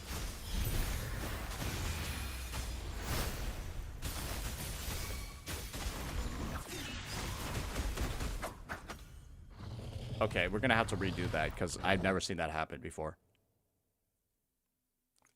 Okay. So. Alright, editor. We're just gonna start a new recording because that was so ridiculous. Alright, so when this team's rotation starts, you have a couple of things that you need to do. The first thing is, you just gotta make sure that you use Havoc Rover's skill and then immediately swap over to your Verena, do her attack combo, then get onto your Sanhua, do her combo, and then swap to Rakta Rover to do a couple of attacks. And then you go back to them, and then you'll immediately have your skill available.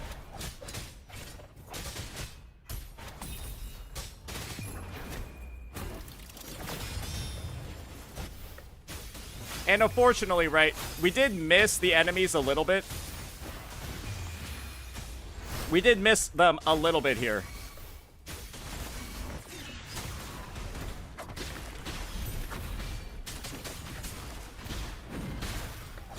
Okay, the grouping on that clear was so bad I need to restart it.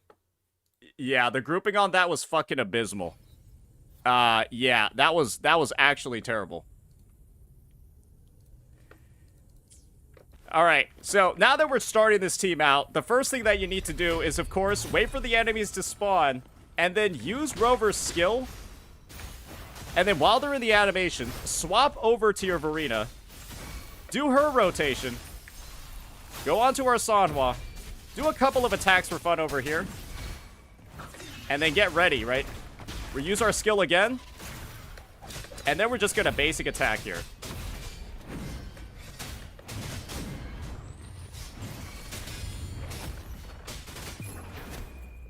And the only issue with Havoc Rover, at least in my opinion, is the fact that their grouping is a little bit bad. And it can be a bit tricky sometimes.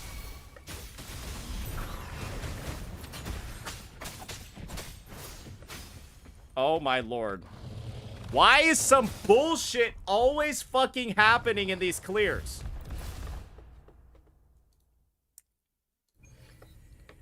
Alright.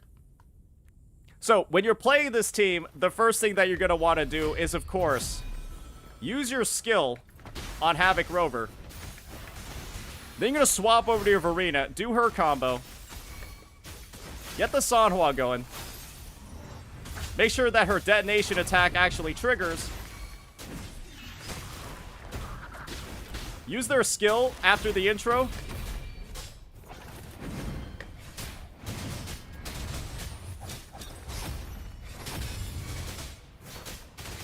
and then make sure that their liberation hits everything.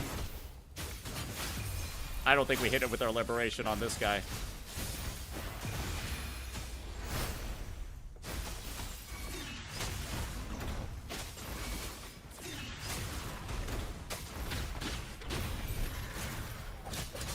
And then you kind of just go through as normal. Alright, you know what? I don't even want to fucking fight this shit. I'm tired of that shit and the fucking grouping. Yeah, the 3 TOA waves is probably... Yep, it's probably just... You could do it with Rover. I don't want to waste the time doing it, so we're just going to fight the Mephis.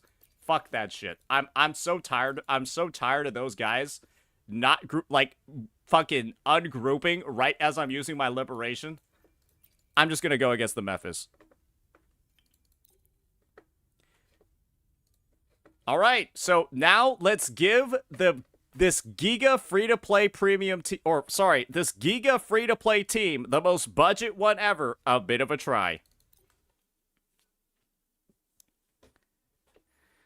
Alright, so the first thing that you're going to want to do is get awesome attacks, right? Okay, that didn't parry.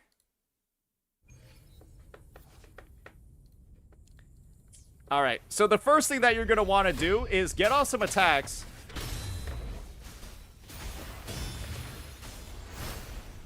Swap over to your Varina. Get your Sonhwas combo going.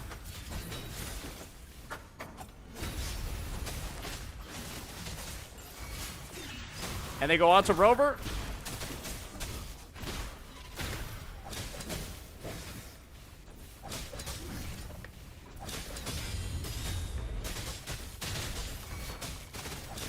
Bro, why is he missing every single parry? And he missed the crits too. He literally is not able to miss crits, but he did it anyways. He's at 96% and he missed the crit there. This is actually some of the most, I don't understand what's going on right now. All right. Now let's start this rotation out. We're going to start off by casting a skill on our Rover. Swapping to Varina. And by doing this, we actually make sure that Rover's Forte circuit is being built up prior to the rotation. So that when he intro skills in, right, he can just skill, use his Dark Surge state,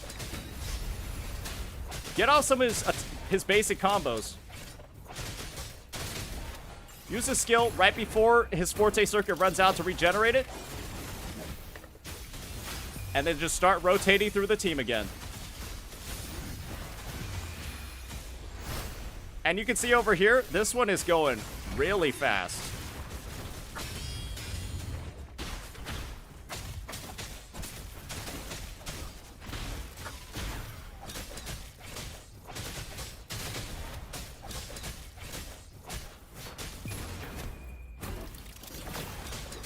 Bro, did he dodge that? Bro, he fucking dodged that shit. He fucking dodged. He actually dodged my liberation cast. This might be the worst TOA to demonstrate this fucking team, bro. This might actually be the worst one to demonstrate this team. Straight up, the Memphis actually just dodged everything. So the first one is gay because of the grouping, and this guy is just an absolute demon.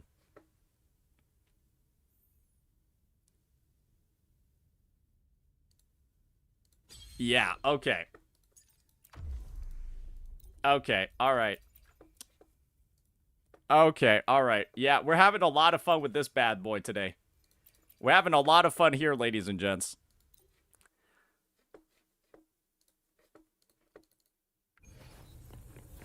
Alright, so first things first, we start off with the skill on Rover to ensure that they're going to have all of that Forte circuit ready.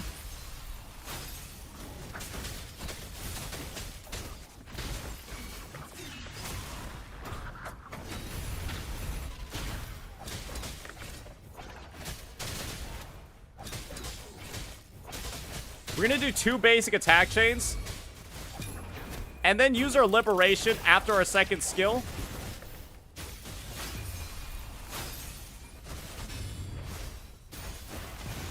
And now we're getting some pretty smooth rotations over here.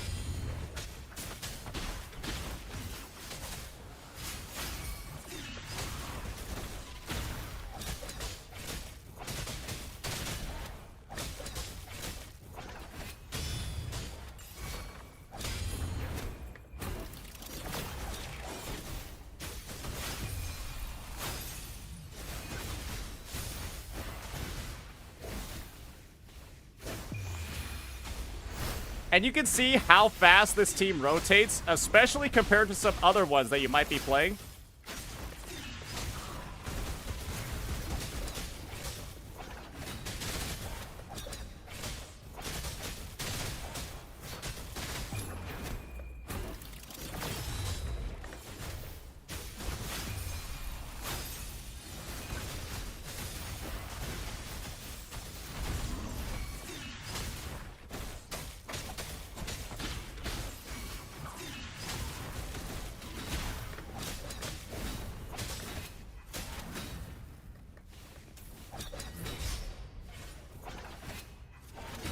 Okay, you know what? This team would clear if the Mephis literally wasn't backstepping out of every single attack. I genuinely do think that is a Mephis issue where straight up 90% of my attacks are just actually not touching the boss. Like 90% of my attacks are not touching the boss. Let me just do a practice run on the sentry. Surely, yeah, Rover is like, they have a serious tracking issue where I'm pretty sure with enough practice you can do it. But like, brother, holy moly.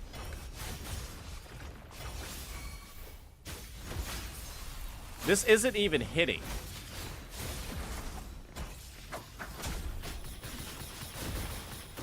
Wait, you just gotta get that first parry, don't you?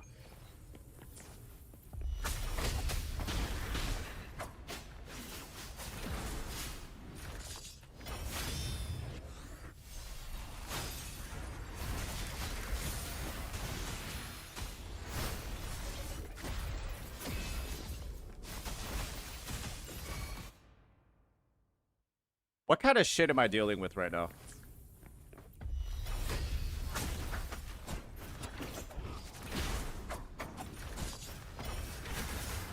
Did that not parry? Did that not parry?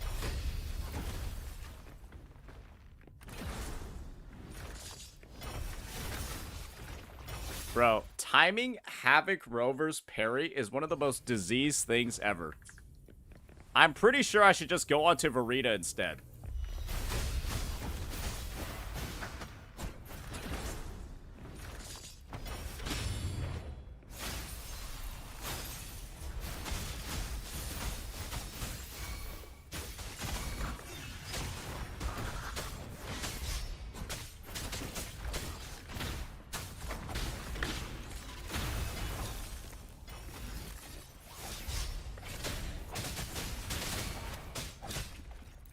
Okay, there's surely a better way. There's surely a better way.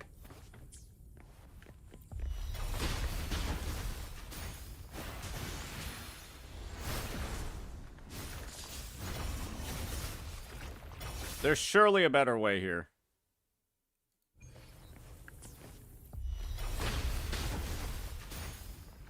Bro, he dodges the Verena normal attack.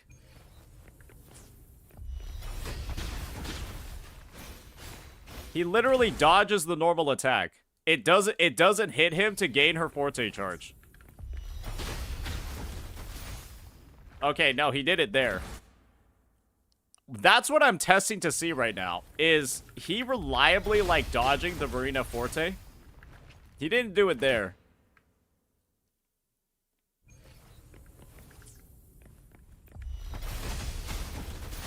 Okay, I think I got it. All right, ladies and gentlemen, now let's give this team a bit of a try against enemies that aren't too mobile. One of the biggest weaknesses of Havoc Rover is the fact that the tracking on their attacks isn't that great, and if the enemy moves around a lot, they can just end up missing their entire rotation. And so we've done a little bit of practice to make sure that we can showcase the team, because the TOA is not that great for Havoc Rover this time around. Not because of the buffs, but because of the enemies that we're facing. And you'll see some of the issues firsthand against this bad boy, the Sentry Construct. So as you can see over here, right?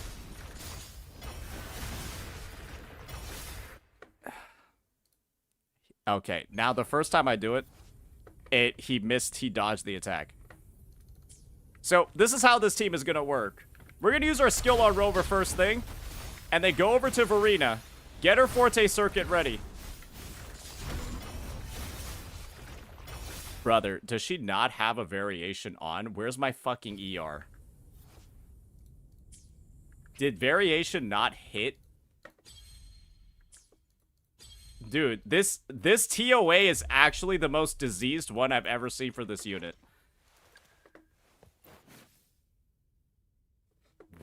How does she not have a full concerto after doing a skill and a resonance liberation? Variation was on CD from the prior clear? Oh, okay, sure.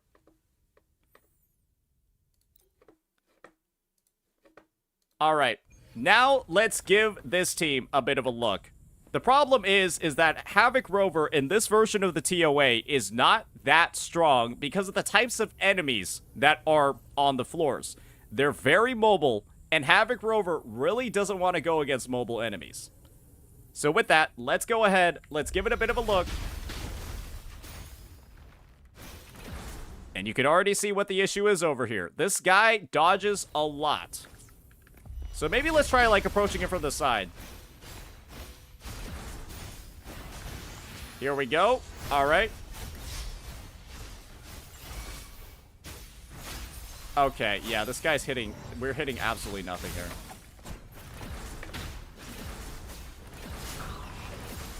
Okay, I can't be fucked. I can't be fucked against these bosses right now. They're some of the most diseased fucking things I've ever fought.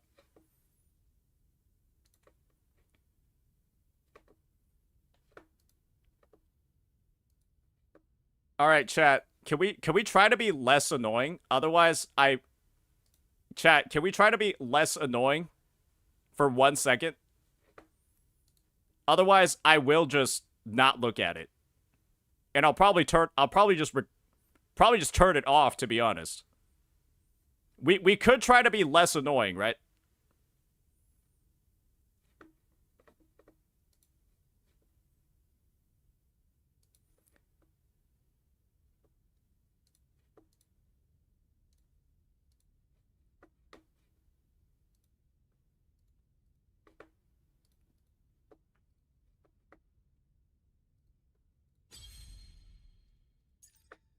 Oh, Jesus. Okay. Honestly, this is probably the best floor to try it out. This is probably the best floor to try it out. Alright, ladies and gentlemen. Now, let's get on into it and let's demonstrate what this character is capable of. So the first thing that you're going to want to do when you're trying out this team is, first and foremost, make sure that Havoc Rover is starting off with... Okay, well, make sure the enemies actually spawn in so that doesn't happen. Yeah, you don't want them to just disappear. Alright. Let's go in. They spawned in. And now we can go in. Rotate through our team, right?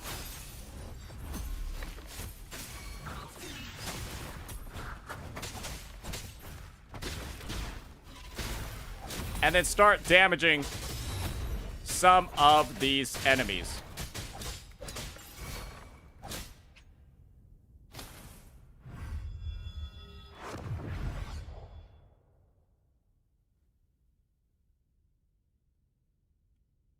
I've never seen them do that before. He literally just started sprinting. He literally just started sprinting like he was a Dark Souls 3 player character. He looked like a Dark Souls main character just running through attacks. I was the NPC that was trying to hit him. What the fuck? What are these enemies on, bro? What are these enemies on? I've never seen this before.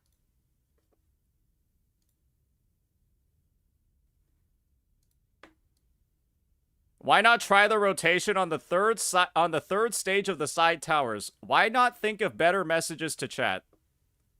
Yes, let me go fight the third stage of the TOA, where there's even more enemies.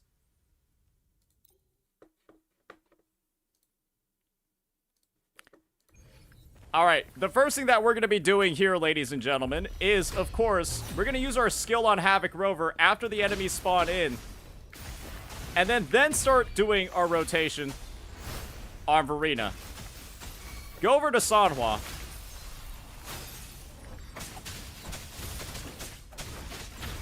And then once we're ready to go...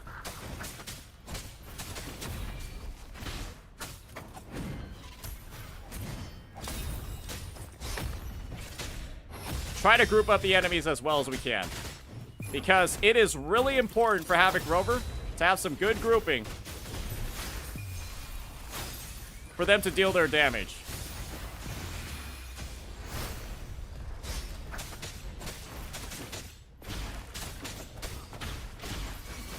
Ah, shit, I messed it up. Yeah, this is the thing. They actually deal a lot of damage when everything hits, but getting everything to hit can be one of the biggest pain in the dicks possible, at least in this TOA. So, it's like, it's just so rough. Alright, first things first, now that we're in, we just gotta wait for the enemies to spawn.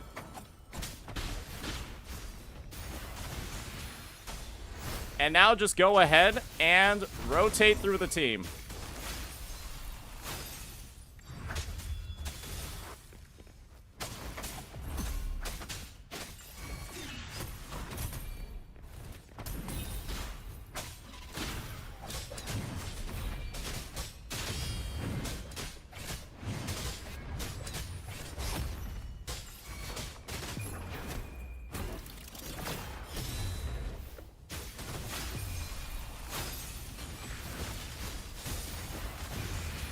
All right, here we go.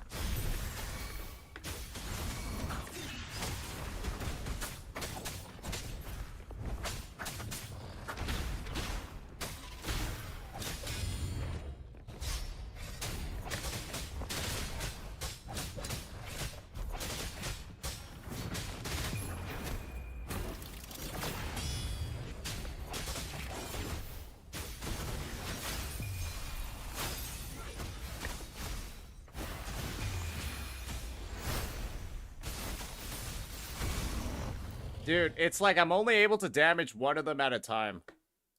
I'm like literally only able to damage one of them at a time with this unit. Yeah, and then the other bosses are like too mobile and then dodge out of all their attacks. Yeah, this is a rough one, bro. Yeah, this is a rough one.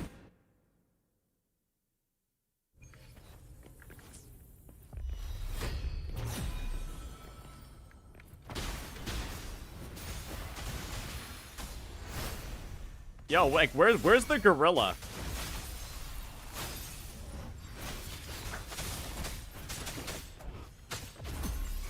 Like, give me a gorilla, bro.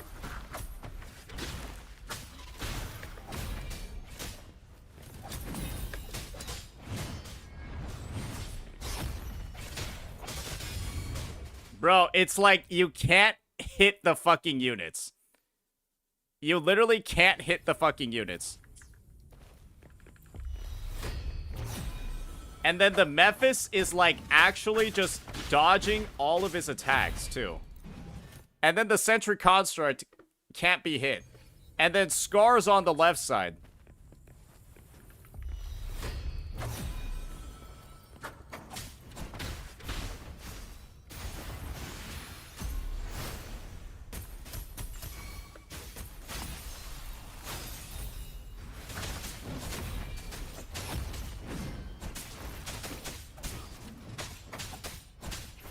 Yeah, Unfortunate. Unfortunate.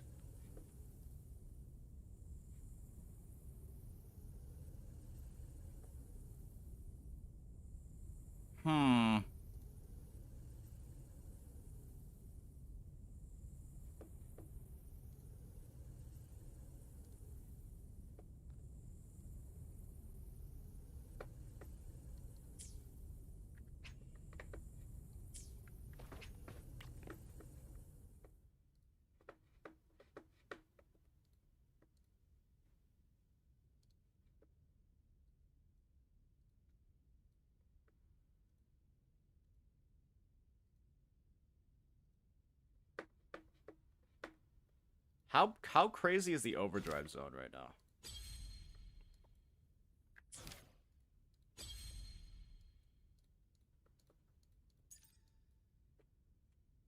Imagine if he did better here.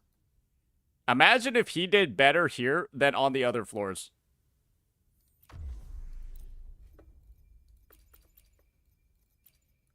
Imagine if it was just completely fine here. Honestly, this might be where we demonstrate it. Alright, ladies and gentlemen, now let's take a look at how this team is going to perform in some endgame content. We're actually in the overdrive zone right now, so let's take a look at it.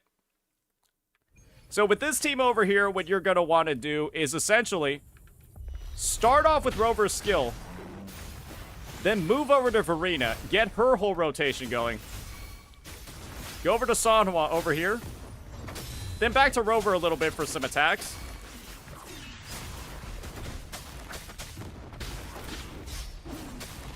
And then you're going to activate their enhanced state on their forte. Try to get off 2 basic attack rotations. That can be a little bit rough if you're trying not to die like me.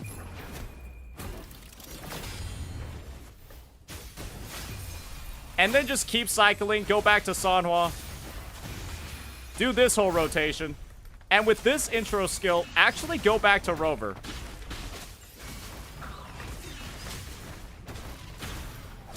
And then you'll be able to sort of cycle through. Try to get off 2 more basic attack chains.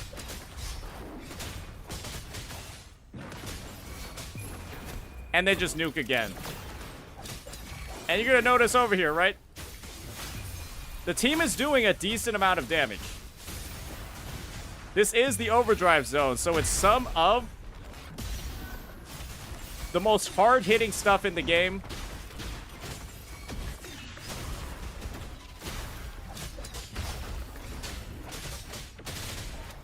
And you're seeing over here, we're making pretty good time.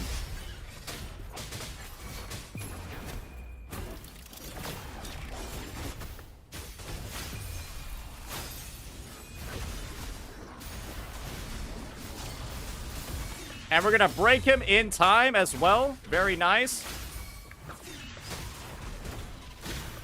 And we're just giving Rover 2 intro skills right now.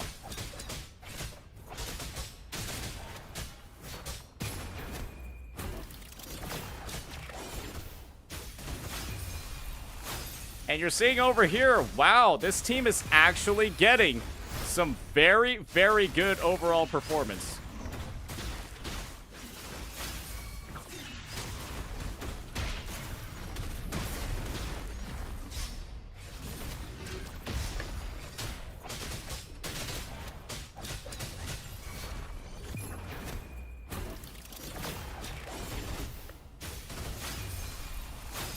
And we're just doing the same thing over and over at this point. And you're noticing that the team's rotation is actually going faster than the cooldown on my Verena Liberation can keep up. That's how fast this team's overall rotations are.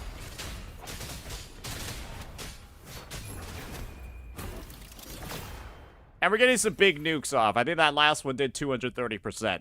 And so that's what this character is able to do in single target. They're very, very good against a single boss that maybe has a tendency to get, you know, to have a bit of downtime in their attacks. But when you use the Rover in certain combat situations, namely, well, for example, this TOA where there are either multiple enemies or enemies that are really agile and dodge a lot of his attacks, he has really bad tracking. And so his DPS can straight up just fall off of a cliff if he's against enemies that are too mobile or enemies that are not grouped up. And that can be a bit of an issue for them. So yeah, that'll be that. That'll be the gameplay demo. But as you can see over here, their damage potential is quite high.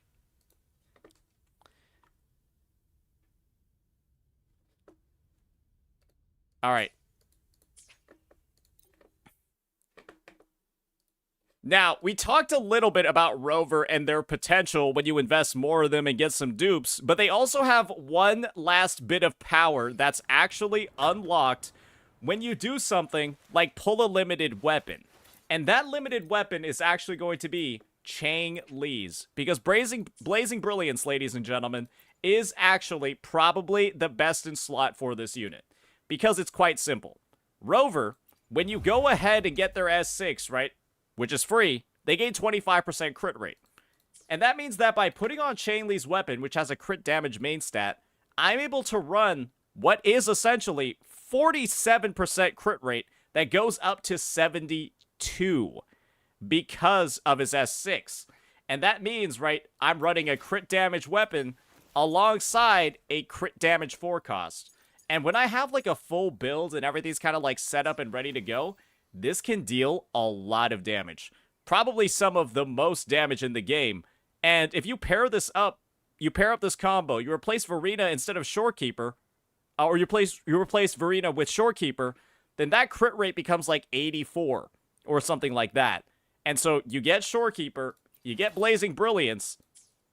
Well, we'll just see firsthand how the damage is looking, how much different it actually is. When we go back into the overdrive zone, we run this build, and we just see how it does, ladies and gentlemen. So all we're doing is we're replacing the Sanhua with or replacing the Verena with a Shorekeeper, but we're going to be keeping Sanhua in. And we'll see how this damage looks. Believe me, it'll be kind of high. And we'll probably just do like a sample rotation or two. Probably not the full thing. And they kind of like go from there. Oh, my Shorekeeper doesn't have an echo set. Give me 1 second. Yeah, she doesn't have an echo set. That's gonna be a bit of an issue.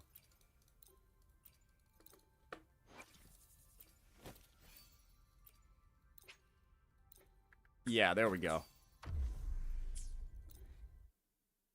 Now let's give this a bit of a look.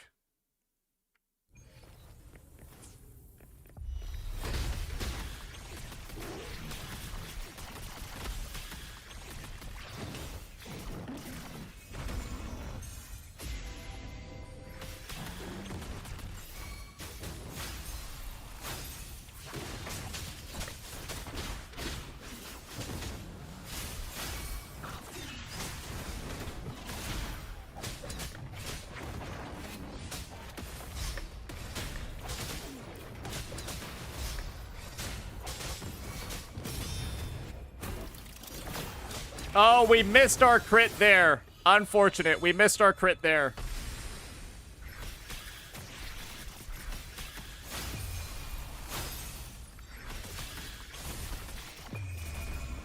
Unfortunate.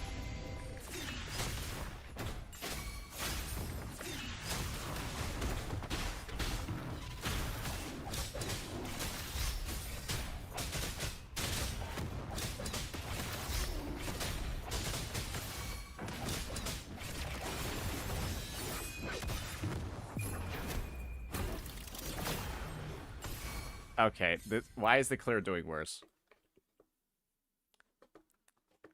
Alright. Let's try... Now let's try it with the better version of the team.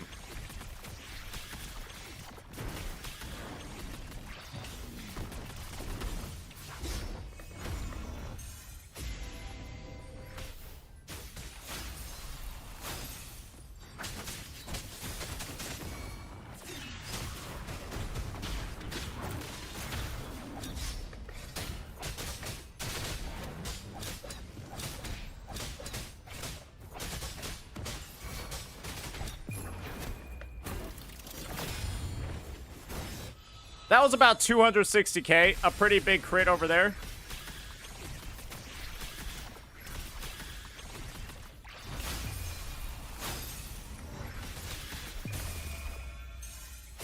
You know what? I think the Shorekeeper might not be on variation.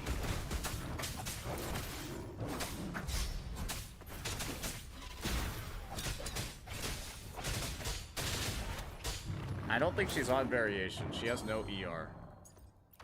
What was I doing with the fucking builds, bro? Did I put the variation on Baizha too? Oh, yeah. Okay, that makes sense. Yep, that makes sense.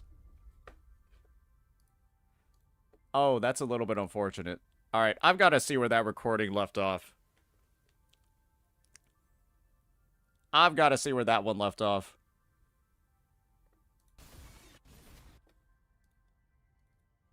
Bit about to the overdrive zone. You pair up this combo, which we run this build. So all we're okay.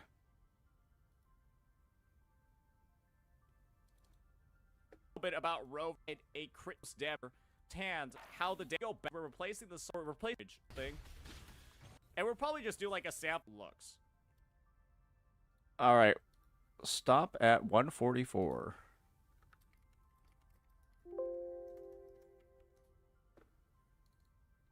A bit about Rover and their potential when you invest.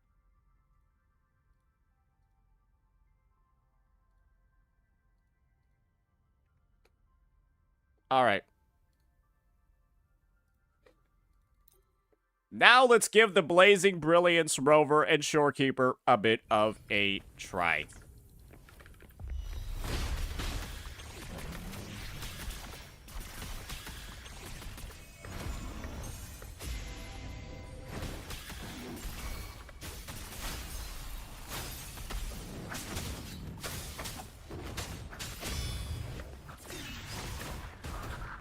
A little bit awkward that they flew all the way out there, but it shouldn't be that big of a deal.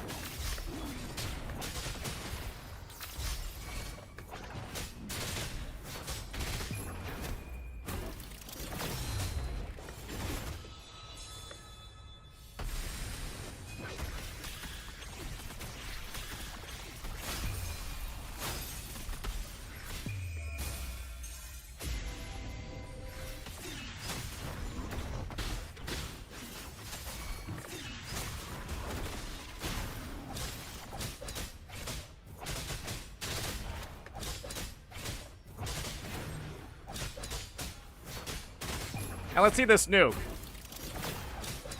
And that did about 241.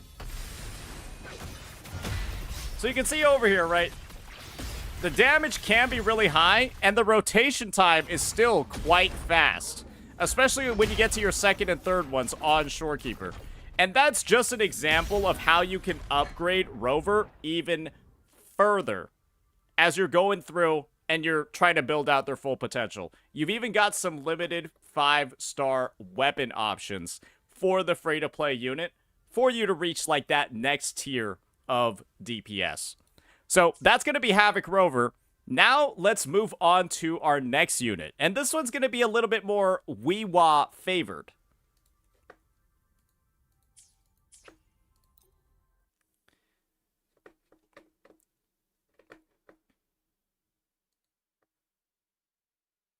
Alright, yeah, I guess the main thing that we discovered today is that Havoc Rover is some actual dog ass against a good bit of the current TOA's enemies. Alright, so now let's give the... Alright, so how many runs did I try to do across all of the different sections? Alright, lady... I have to redo that. Oh, further than this, how it doesn't really get much cheaper than this one. Okay, stop at 423.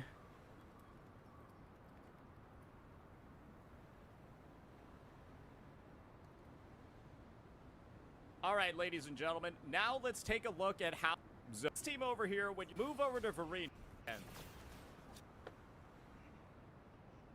Okay. All right, let me just delete all the extraneous bullshit that we don't need after that one. Yeah, there's a lot of unnecessary clips that we can just get rid of, you know what I mean?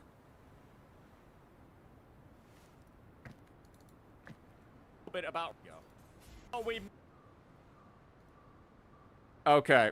Cool. Cool. Cool. Cool.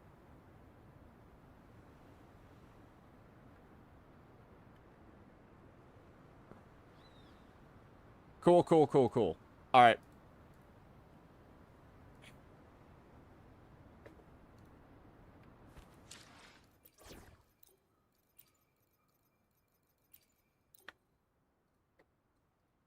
All right, ladies and gentlemen, you might have noticed a bit of a shift in the team lineup, and that's because we've taken out Sanhua, and we've instead put in a character like Yang Yang. And Yang Yang is an example of one of the most multi-rolled characters, at least in my opinion, in the game currently. And this is the thing. Yang Yang is a unit that generates Concerto really, really, really fast. She's not as fast as Sanhua, though, and she requires a little bit more prep and a little bit more thinking about how you're rotating through her kit to be able to realize a lot of her benefits. And so first things first, I think we need to talk about the build and what she's actually going to be using. Sanhua is going to be best on, or sorry, Yang Yang is going to be best on a copy of Moonlit Clouds. She is, at her core, a sub-DPS unit with what her outro skill and everything do. What she does, right, is she deals a moderate amount of damage on field. She recovers stamina for the team, gains a little bit of an arrow damage bonus, and with her outro skill, she actually recovers energy for the on-field character. She actually doesn't give any damage bonuses. The only damage bonus that she actually has in her kit is unlocked when she's S6. And that, when she uses her Forte Circuit attack, which is in the air, she gives 20% attack to the entire team.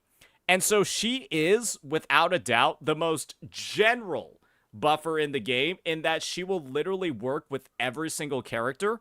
But because she doesn't have an outro skill like Sanhua, which gives 38% amp, she's not necessarily one that's like the best in slot for every team. But this is the thing. She makes Havoc Rover really actually usable against groups. Because, well, she provides grouping. Damage boosts, grouping, and a relatively fast rotation. Unlike Sanhua, though, Yang Yang is actually a unit that can make use of additional investment. One of the main ways to naturally invest in her, right, is to give her some echoes that don't suck. And I've got like a couple of arrow damage ones that are, you know, completely usable. And so that's what we're going to end up using.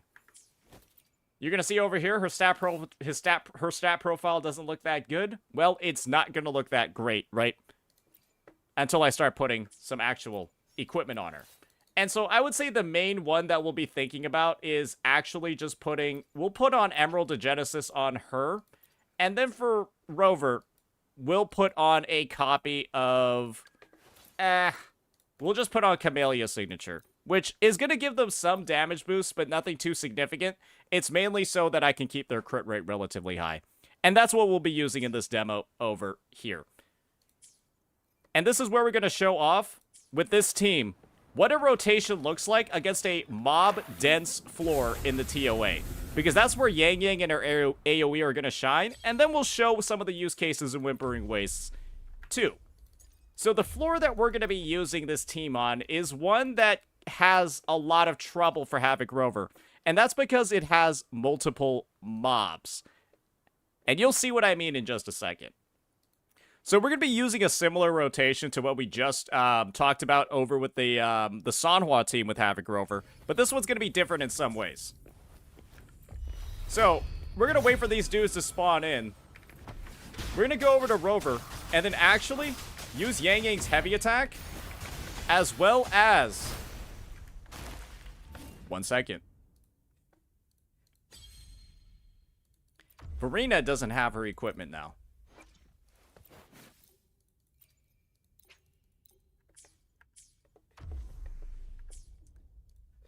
So let's go ahead, let's get this one started. This team is going to be pretty similar to what we just saw with the Havoc Rover and the Sanhua team, but Yang Yang's going to have to do a little bit more work pre-rotation. So we just start off over here. We're going to skill on Havoc Rover, then skill, and then heavy attack on Yang Yang. Now we have 2 Forte Circuit stacks. We go on to here, use her mid-air attack, because she's going to spawn in the air, and then use her Liberation.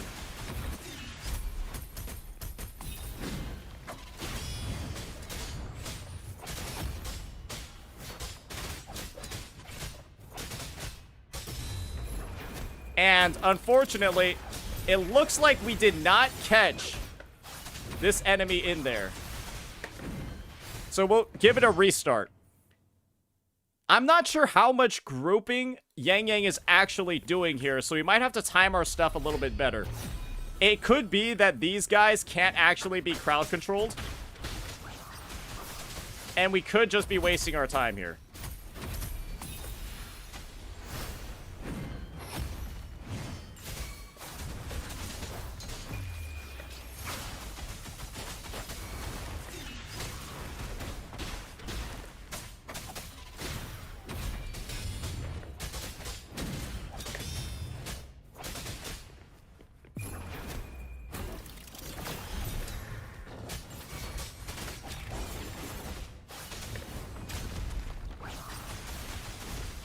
Honestly, even if they're not being grouped, well, we're still dealing a pretty good amount of damage.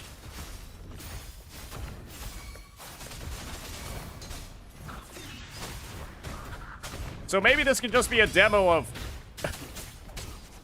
what the damage looks like in this team, to be honest. So yeah, a minute in, we're able to clear the fallacy, which, you know, is alright. Or a minute in, we're able to reach the fallacy, which is like alright.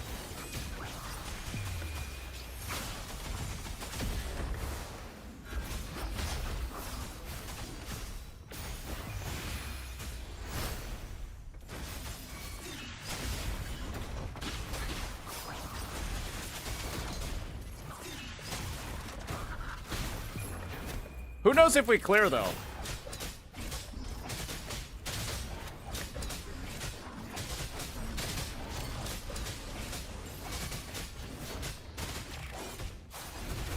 Oh, we don't. Oh, we don't break him in time. I think if we break him in time, we got it there. Okay. So maybe we just don't even demonstrate this team in the TOA.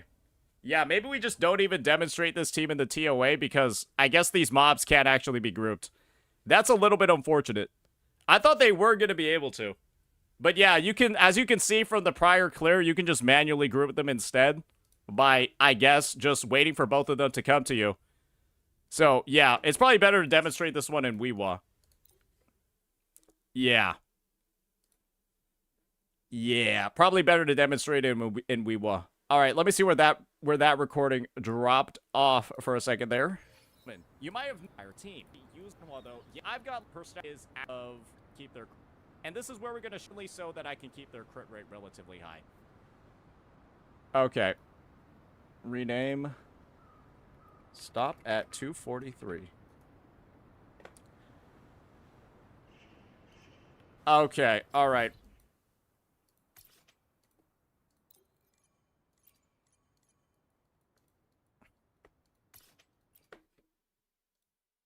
Son of a bitch, I don't have my Wuwa done yet? Oh no, it's a new reset. Oh, right, it's a new reset. Oh, son of a bitch. Oh, son of a bitch. All right, I guess we're going to have to do this real fast then. Oh, that's rough. Oh, that's rough. Hey, at least we get to try out the cool teams, right? Hey, we get to try out the strong teams, bro.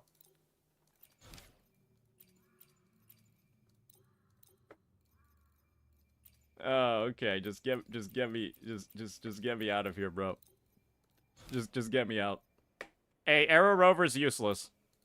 Arrow Rover's useless in this game mode because it's not like you even need them to be at 6 erosion stacks.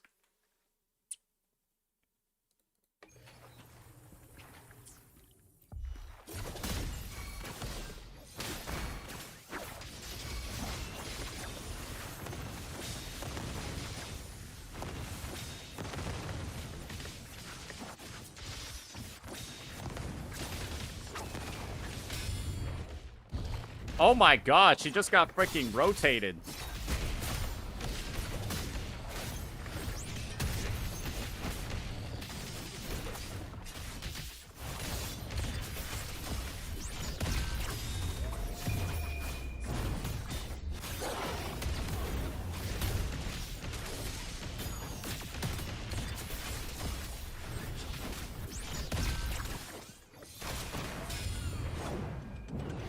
Yeah, she got rotated, brother.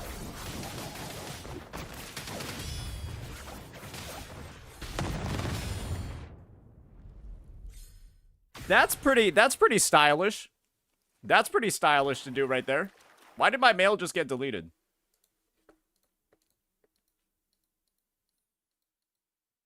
Surely at S6 Rover will be good.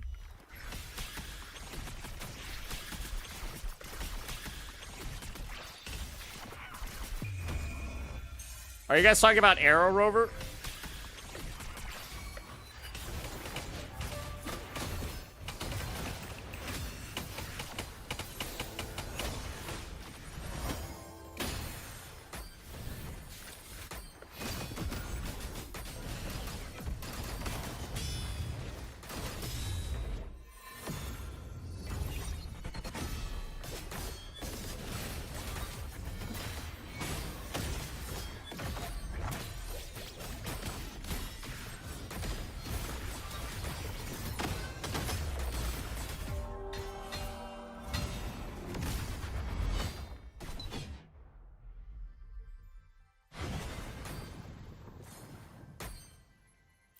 Oh my gosh. It's gonna take me a fucking minute, brother. Oh, it's gonna take me a minute to get out of here. Oh, man. I can't believe this happened. I can't believe this has happened. I just wanted to get to infinite torrents real fast. Instead, I forgot. It resets today. Even though I did it yesterday. Because I did it, I thought that I had already done it. But that was not on my account. It was on the wrong account. What a tragedy. What a tragedy. Well, at least we get to play Lupa more. At least we get to play this super fun and amazing team more. Right, guys?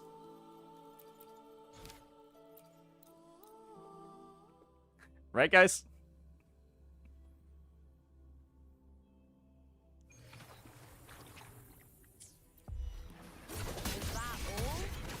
Epic shot. Together we go. Different roll. Mind's eye. Sever. Sever. Take hold. Take it back. Beckon the divine flame. Did you see the new environment in floors 1 through 10? There's a new environment. What are you even talking about? Sophia. I don't think anyone cares about the environment that's in floors 1 or 9 through 10. Is that even anything like people keep in mind?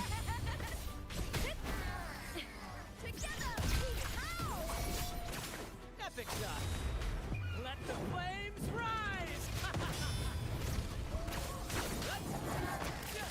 Aim at you. Different roll. No, I'm not in range, brother. Climax of the show. All right, let's go for round 2. More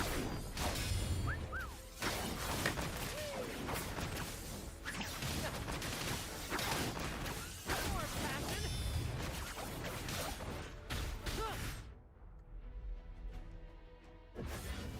I know. All right, how fast can we get to infinite torrents? We just got to kill all these guys immediately.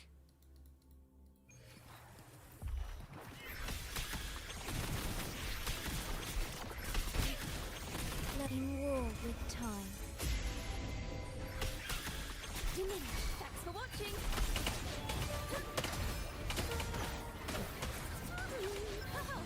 Solo time. Let the show begin. Perish. Purge the impure. Such is their presence. Oceans. Bow before me. Sound vexing malice. Ruin is imminent. Furious tides. Split the heavens. Oh my lord, they got fucking obliterated. All teams must carry a token. Okay. Oh, it's double glacial res. I see what you mean. I kind of see what you're talking about here. You're talking about this. I'll end you.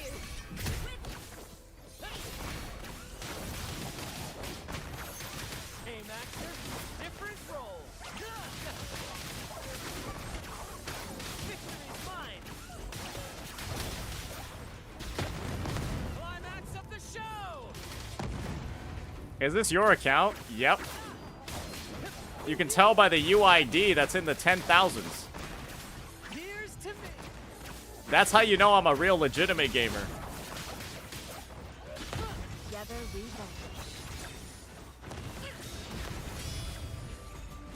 My I'm like remembering that one guy. Was it Sayeki?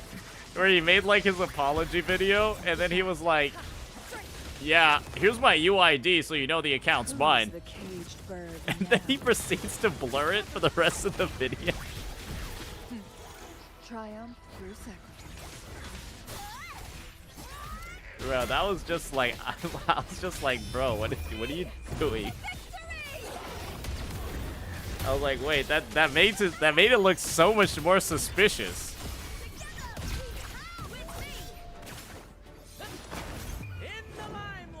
Straight up, I was like, wait, this looks way more suspicious now. Right behind. Ow! Careful. Same action. Different role. What am I even doing? I'm not even pressing close to the right buttons here.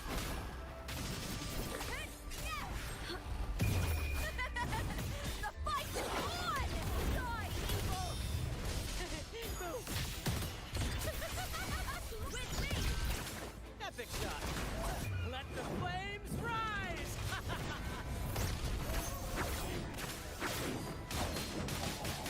Listen carefully. Why is bro backing away like that? Different role. Mind's eye.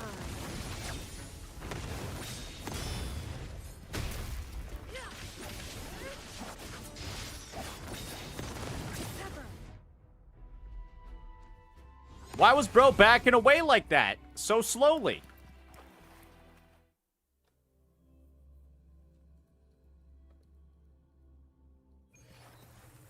Wouldn't you back away if an anchor fell on you? That's beside the point. They're not supposed to be intelligent. Astral modulation. Thanks for watching. Overture.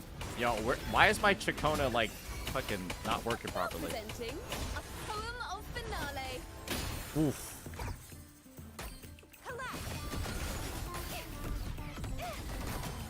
Be gone, wicked soul. Such is their oceans. Bow before me. Sounding the death knell. Finality. Windstorm. Sweep all away.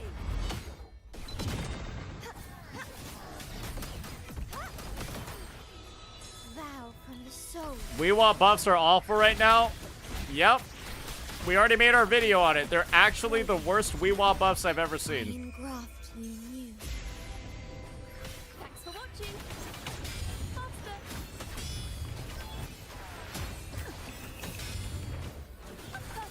Listen, the trio of destiny. Bro. Why did they just decide to make Kachona actually like a broken character? Revealed at last. Exonerate. Vexing malice. Orange, rage on.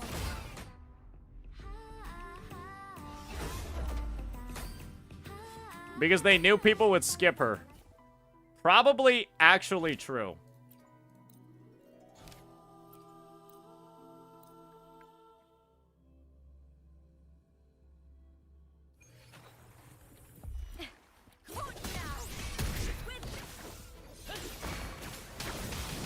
Together we bond. Different role.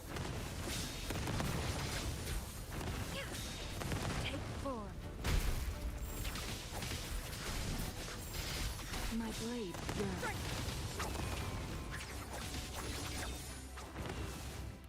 Who's the caged bird now? People should know that bards are the best buffers. They actually should, to be honest.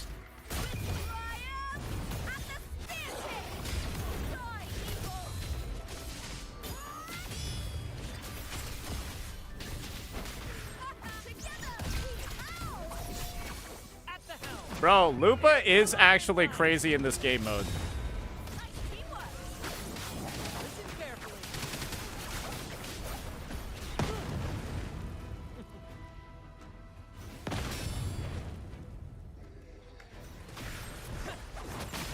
Together we bond. I'm a hacker.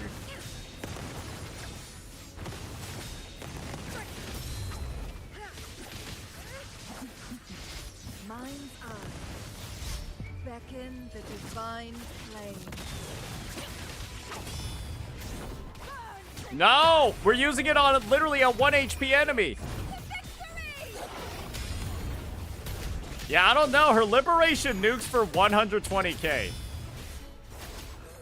That seems pretty high to me. That's like more than like what Chang Li does with hers, right? Climax of the show!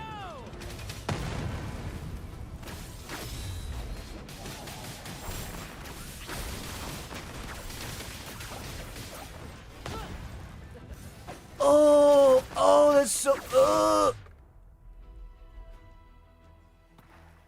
I can be like 200k sometimes with Chang Li's liberation.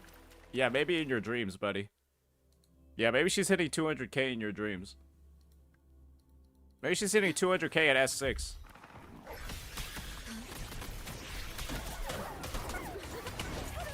In war with time. Loading. Thanks for watching. A grand overkill. Let the show begin. Crumble.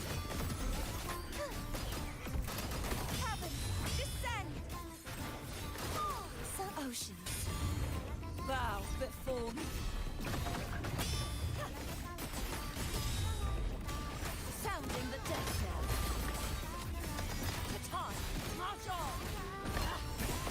Windstorm. All right, how many is this gonna hit? Is this gonna hit all of them?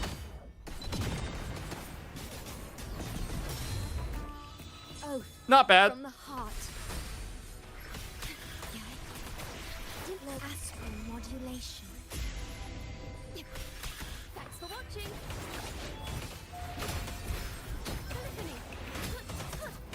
A perfect chord. Listen, the trio of destiny. Alrighty. Collapse.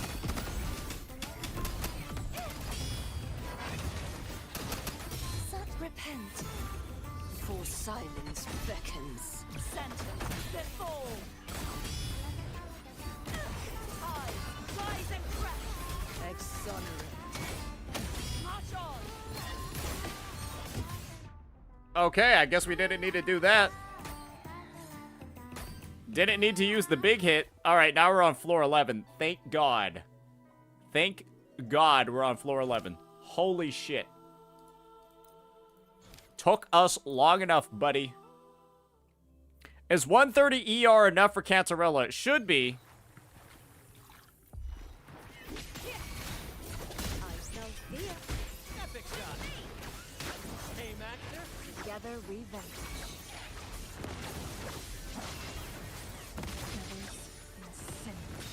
How did I manage to throw away my entire true sight stacks? Take form. Sever. That should be studied. Mind's eye. Bro just faded away by themselves. Be reduced to cinders.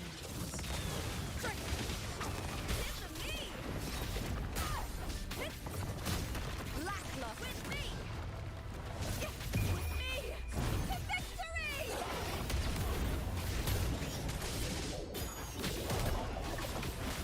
This glory is upon us.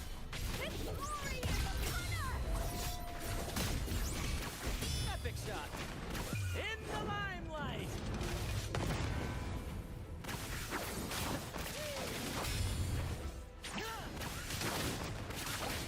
Oh, you guys.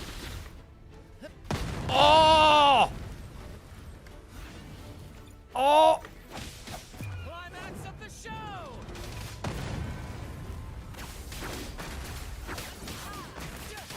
Aim actor. Different role.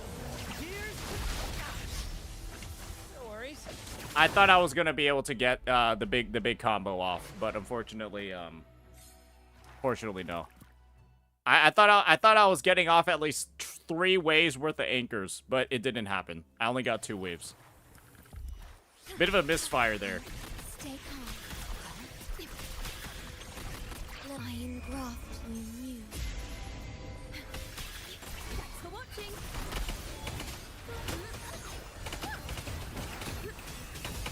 Now presenting a poem of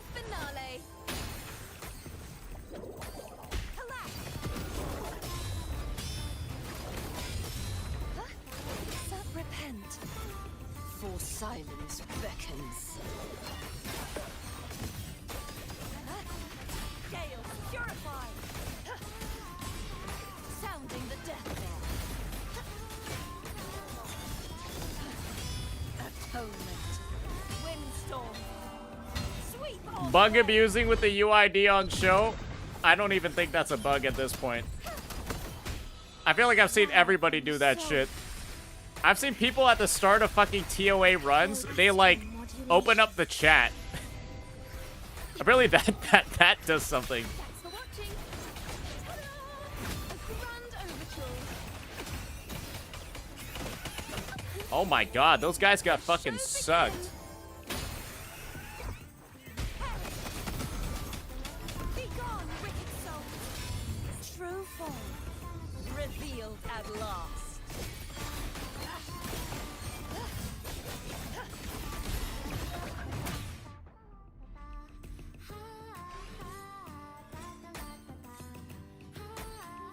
All right, now we're on Infinito Torrentos.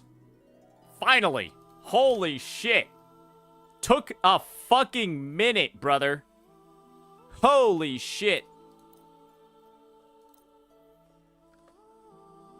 Jesus Christ. All right.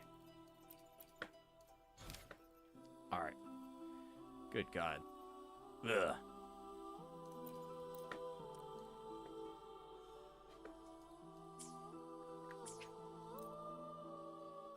Where did I even leave off? We just got, like, stun locked over there. You and remain one, then for but not mainly so that I can keep their crit rate relatively high.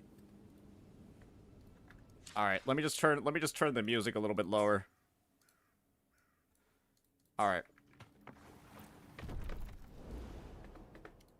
All right, ladies and gentlemen, we've got Infinite Torrents over here in Whimpering Wastes. And this is where we're going to be trying out the Yang Yang and the Havoc Rover Verita composition. And so don't worry at all what I'm posting on the first side. You'll see what's going on in a little bit. Unfortunately, in Whimpering Wastes, you do have to clear the first side with one team before being able to use the other. And so we'll just skip ahead. But we'll be using the most free-to-play team we can possibly have for Havoc Rover over here, at least for this game mode. And also accompany that with this Plunderer's Captain Seal, which is something that we typically only use on, or with something like the Plunderer's Captain Seal, which is a token that's consistently available every single reset and doesn't really depend on the state of your team to be able to activate, much like the gold tokens that are pretty much found in every reset. And so with that, I'll see you once we get to actually playing this Havoc Rover team I shall have in a bit. no one. Hopefully, All right. we'll make new findings. All right, there we go. There we go. We made sure that we're actually using variation this time. All right.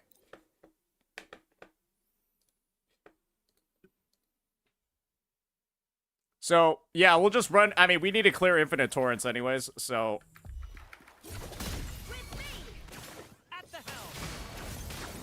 Together we bend.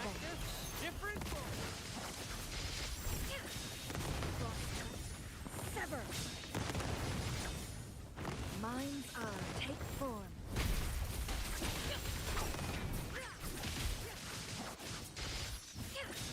Perish in flames.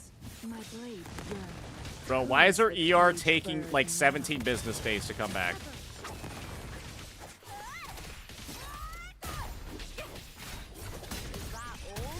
Is this team, like, bugged, bro?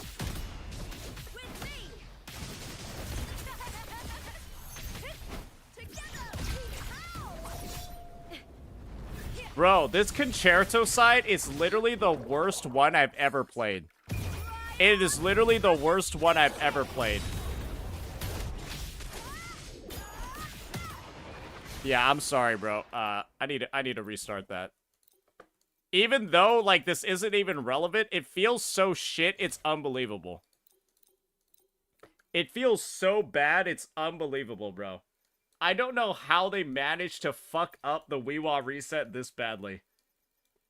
it legitimately feels like shit. Yeah, the concerto one is just so bad, it's crazy.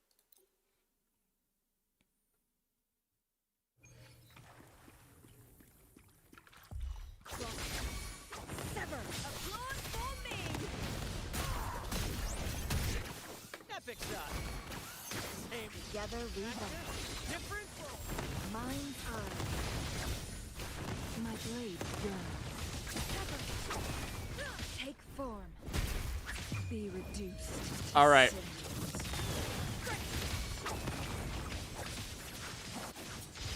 Mind's eye. All right, that feels slightly better.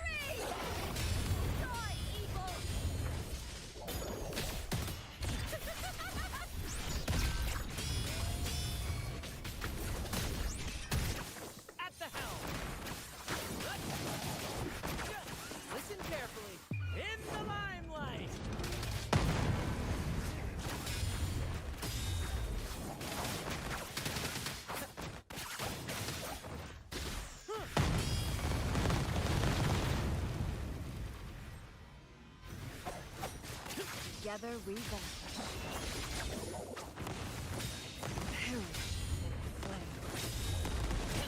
Whoa, watch out, guys. He's hacking. He's hacking. Take form.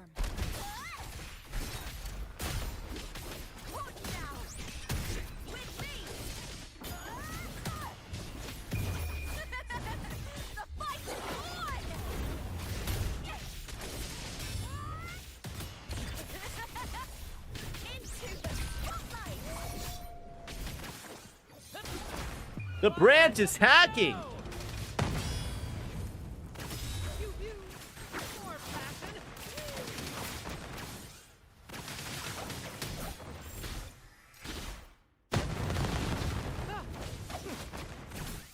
There was one guy, like, barely living in the corner over there. He kind of ruined my day. Mind's eye.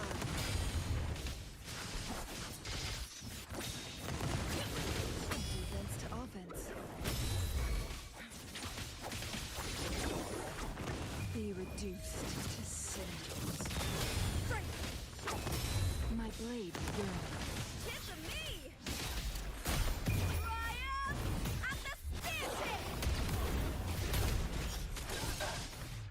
Okay.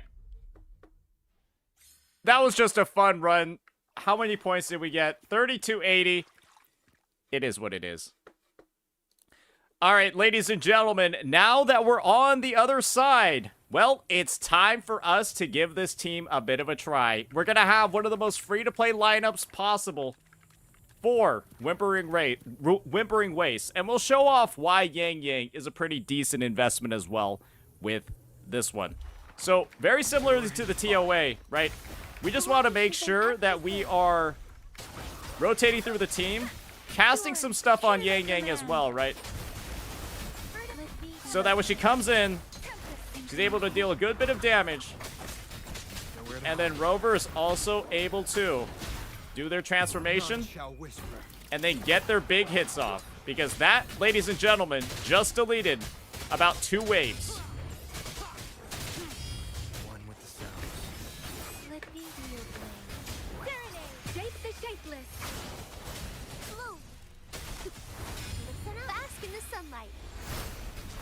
And unfortunately, right, our Yang Yang kind of just got her rotation a little bit too fast.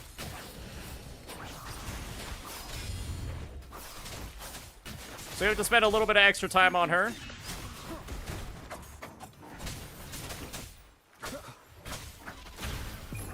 And this is something you can do. Oh, unfortunate. I was going to show you a bit of a cool time slowdown tech you can do to try to hit more enemies. Unfortunately, that was not really possible for us. Let the winds roar. Life is in everything. Let me be your blade.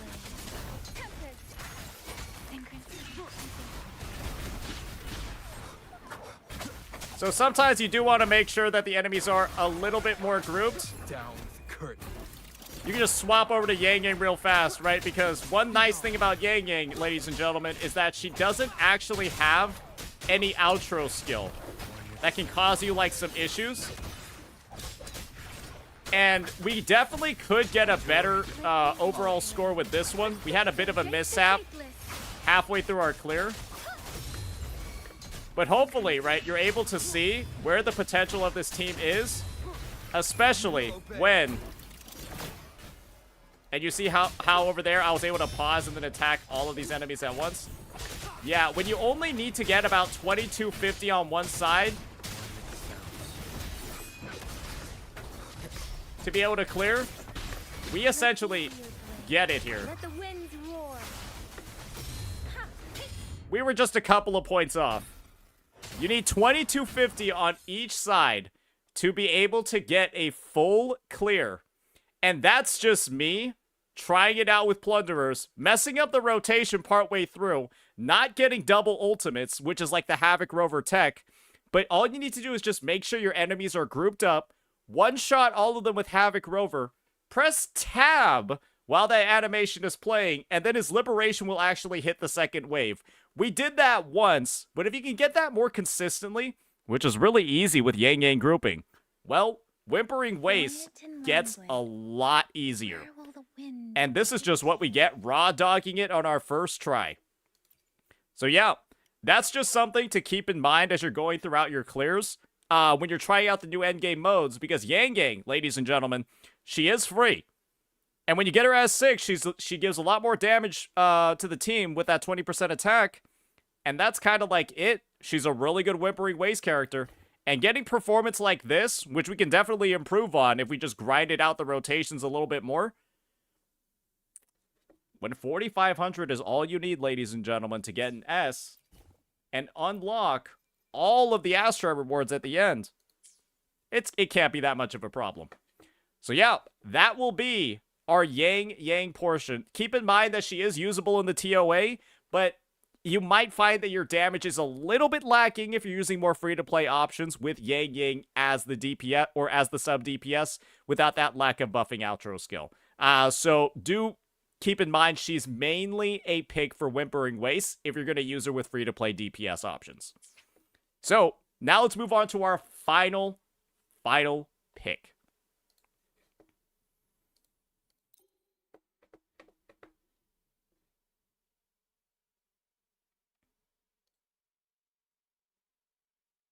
All right. And now we got the final one. And boy, oh boy, is it time.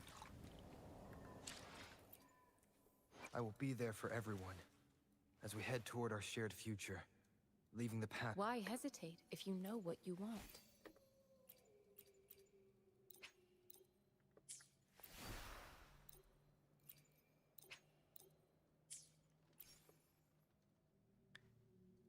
And all right, ladies and gentlemen, our final pick for some of the must builds is actually going to be Baizha. And the reason for that isn't because Baizha's like the strongest character ever. It's actually because you can invest almost nothing into her and still get some decent results. Remember how at the start of the guide I was talking about how Verena only needed to be level 50? It's the same exact case for Baizha.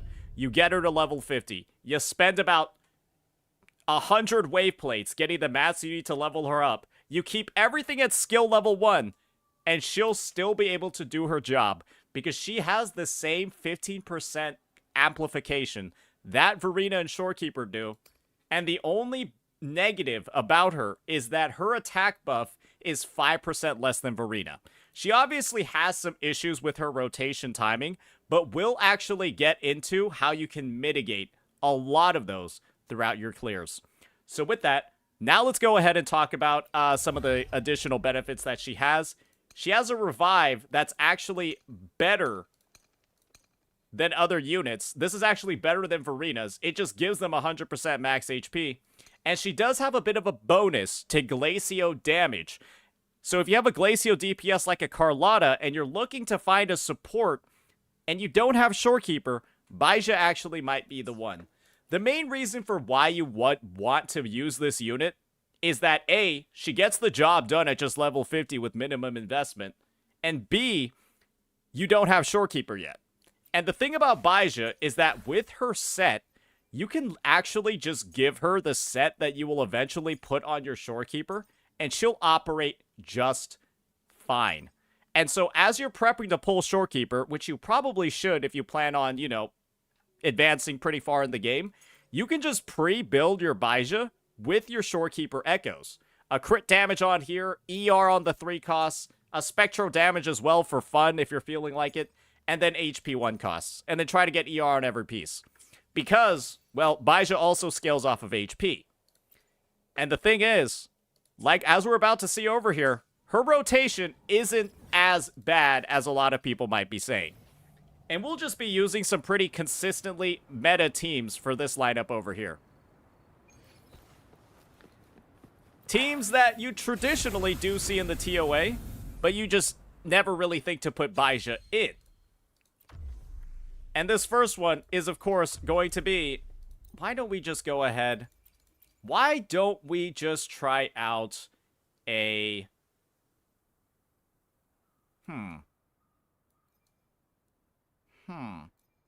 Well, why not?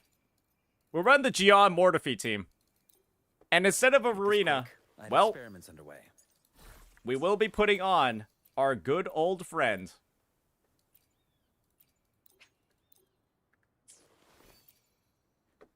Gian and Mortefi. And we'll see how this team does with this Baija over here at level 50, functionally doing almost nothing.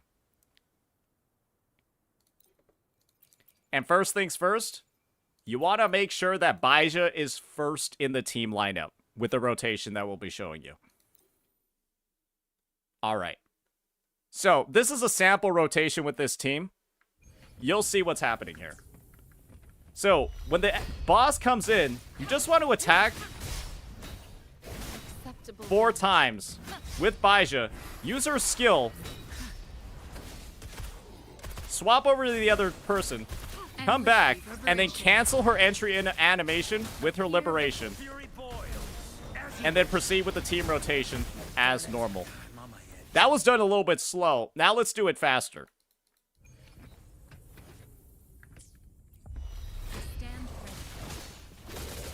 Acceptable damage. Administering first aid. Alright, we gotta restart that a little bit. We unfortunately generated Concerto a little bit too fast there. Inception. Acceptable damage. Safe distance advised. What a Verity shines. And then we cancel that animation as we're coming back in. Handle this. Okay, you know what? Strategic adjustment required. I need to give her a less powerful Concerto weapon. I need to give her a lower rank variation because she's getting it too fast. She's actually getting her Concerto too fast. I need to give her one that's Why hesitate? not as You know good. What you want. Yeah, she's getting it too fast. I'm not able to actually do the extended rotation. All right, so now let's see what it looks like when we put together the pieces and do it a little bit faster. Okay, that was the wrong team order.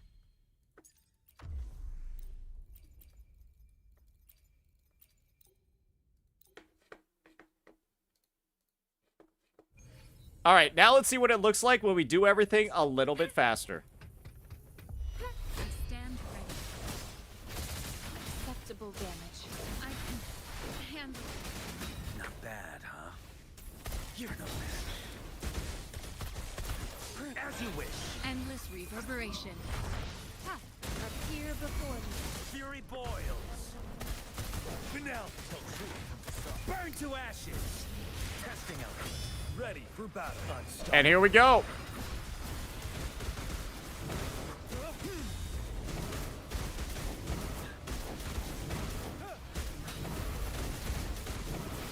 Don't you worry.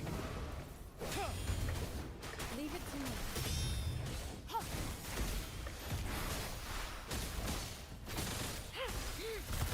Inferno.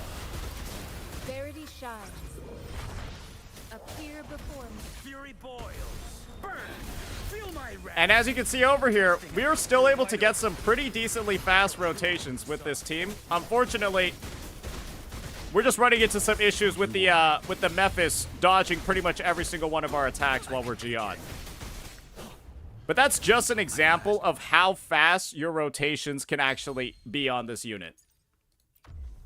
You know what? Let's re-record that. That was... I just want to focus on the rotation speed.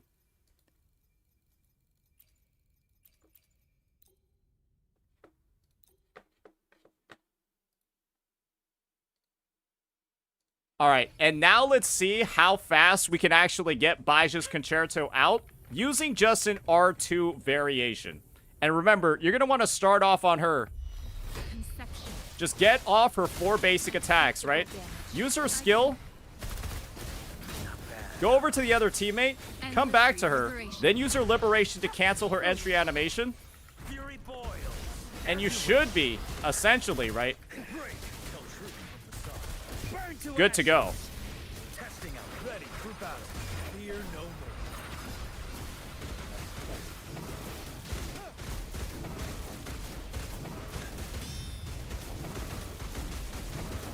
The tricky thing about Baja is just making sure that you have the time to actually pick up her feather, which can be like a little bit annoying to do, right?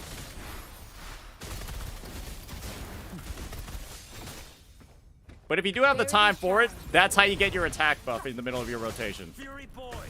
So she does have some clunk, but at the end of the day, she is a pretty powerful unit that can make up for a lack of Shorekeeper in your rotations. She's not as good as Verena. She's not as good as Shorekeeper, but she is a 4-star. And as you can see from the clear times over here, right? We will be able to clear. Just going through and getting all of this done, right? The clear is not going to feel as amazing as it could be. Rejuvenating snow. But it'll happen. Appear. And when that's what's, you know, that's the dynamic when you're on a 4-star unit. It can't be that bad, right? So that's going to be our overview, right? We've gone through all of these different must-build characters, and they're all free. Every single unit that we cover today, you either get a free copy of, or you can guarantee a copy of them through the beginner events that are already available at the start of 2.4. Every single unit that we just talked about can be gotten for free. And the only conditions that we have on those on these characters is that some of them unlock additional damage boosting potential, additional performance, or faster rotations if you get multiple copies of them. But this is the thing, right? When you're able to clear essentially all of the content in the game with some variation of those free teams and some practice if you're against some particularly rough TOA bosses, then that's a lot possible in this game. That's a lot possible for any budget player. And we're completely discounting the fact, right, ladies and gentlemen, that everybody gets free pulls. Free to play doesn't mean never pulling. Free to play just means you have less pulls than other people. And if you're going to be able to have at least one team, 2 out of 3 members of the team, or even 1 out of 3 members of the team covered for you with free to play options, surely you can fill in the rest with the pulls that you'll have available just from playing the game. And of course, logging in, keeping up with your dailies, completing the end game, all of that. And so, one team that's usable in TOA and one team that's usable in Wuwa, that should be the very most that a free-to-play player needs. Because it's not like you're going to be saving for S6 units and never pulling anything else. So yeah, that'll be that for this overview. We've covered all the different characters. And I think if there was a priority for who you should build first and get in working condition, it would be, in my honest opinion, Verena, Hopefully, we'll make new findings. Sanhua, getting them on Rejuvenating Glow and Moonlit Clouds, then getting a Havoc Rover ready to go, Let's reach far. and then slotting out the Yang Yang for Whimpering Wastes as time goes on. And then you leave Baija for last, assuming that you don't pull Shorekeeper, and you're going to start needing to start building a second team. And I would recommend you slot in Baija with the limited character that you're going to be pulling off banner, right? Or that you're going to be pulling on a limited DPS banner. You use Baija with them, because limited DPS characters are going to be stronger than Havoc Rover because they're free. And so you'll give them a weaker support like Baija, leave the stronger support with Verena, allow your free-to-play team to clear, and then use the Baija team, you know, with the limited DPS, like, I don't know, like the Jinxie, or the Zhang Liao, that sort of stuff, and use that team with the Baija, because you'll be able to offset Baija's weaker performance with the stronger performance of that DPS, and then vice versa with the Verena situation. And that would be my overall tips to progress as fast as possible and get all of that time-limited Astrite from Whimpering Waste and TOA. So yeah, that'll be that for this overview, ladies and gentlemen. I know this was a big one. Let me know what you all think. Peace.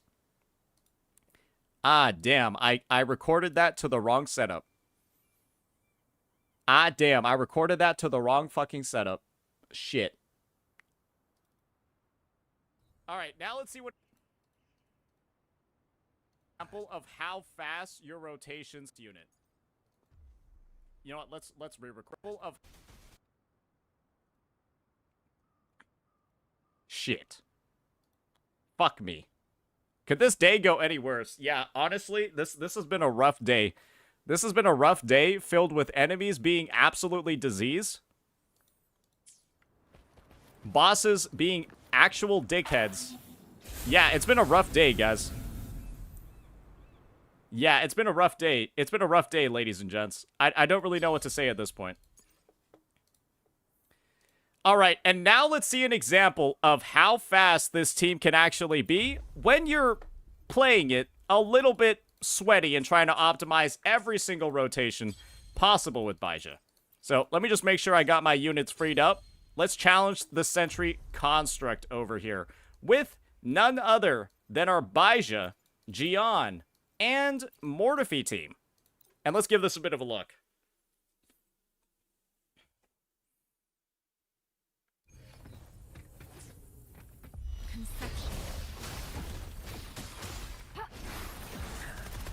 You're no match. Rejuvenating snow. Acceptable damage. Alright, we just tanked a big hit over there. Okay. Unfortunately, the Sentry Construct decided to actually dodge all of my attacks. We'll try that again.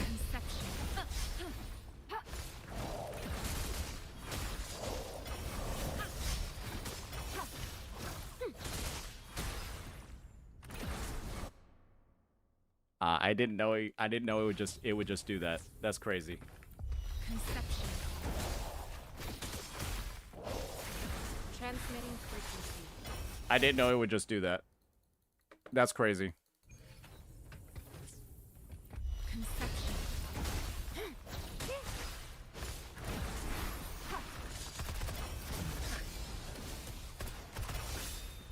Verity shines.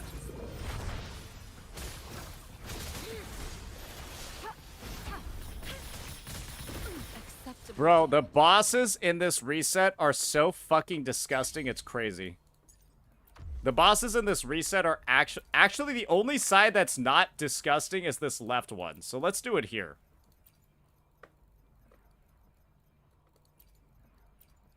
Yeah, the Sentry starting out flying is crazy.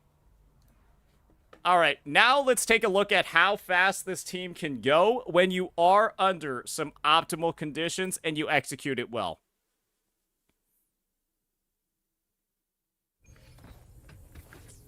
So once again, we're just going to be using these basic attacks, using a skill, going over to Mortefi, going back to Baija, make sure to use her Liberation, and we're at full concerto.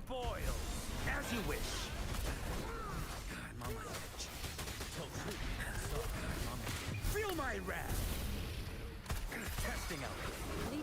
Ah, shit.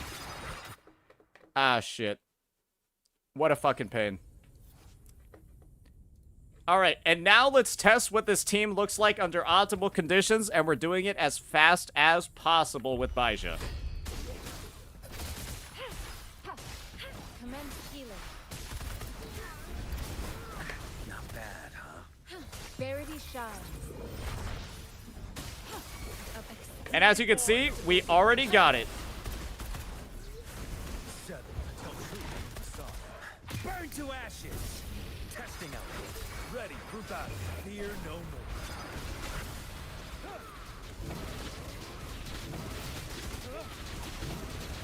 I can take it. Till my last. And as you can see here, our damage is actually quite good. Burn.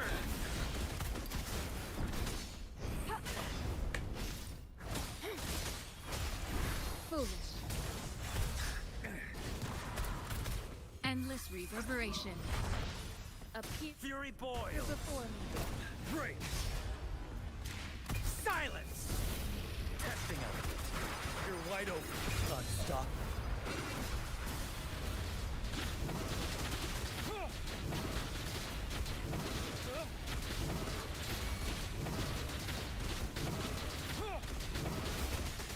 Fury boils. Inferno. And getting some solid rotations over here. Administering first aid.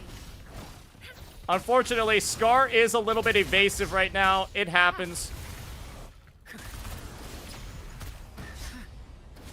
I can handle this. Verity shines.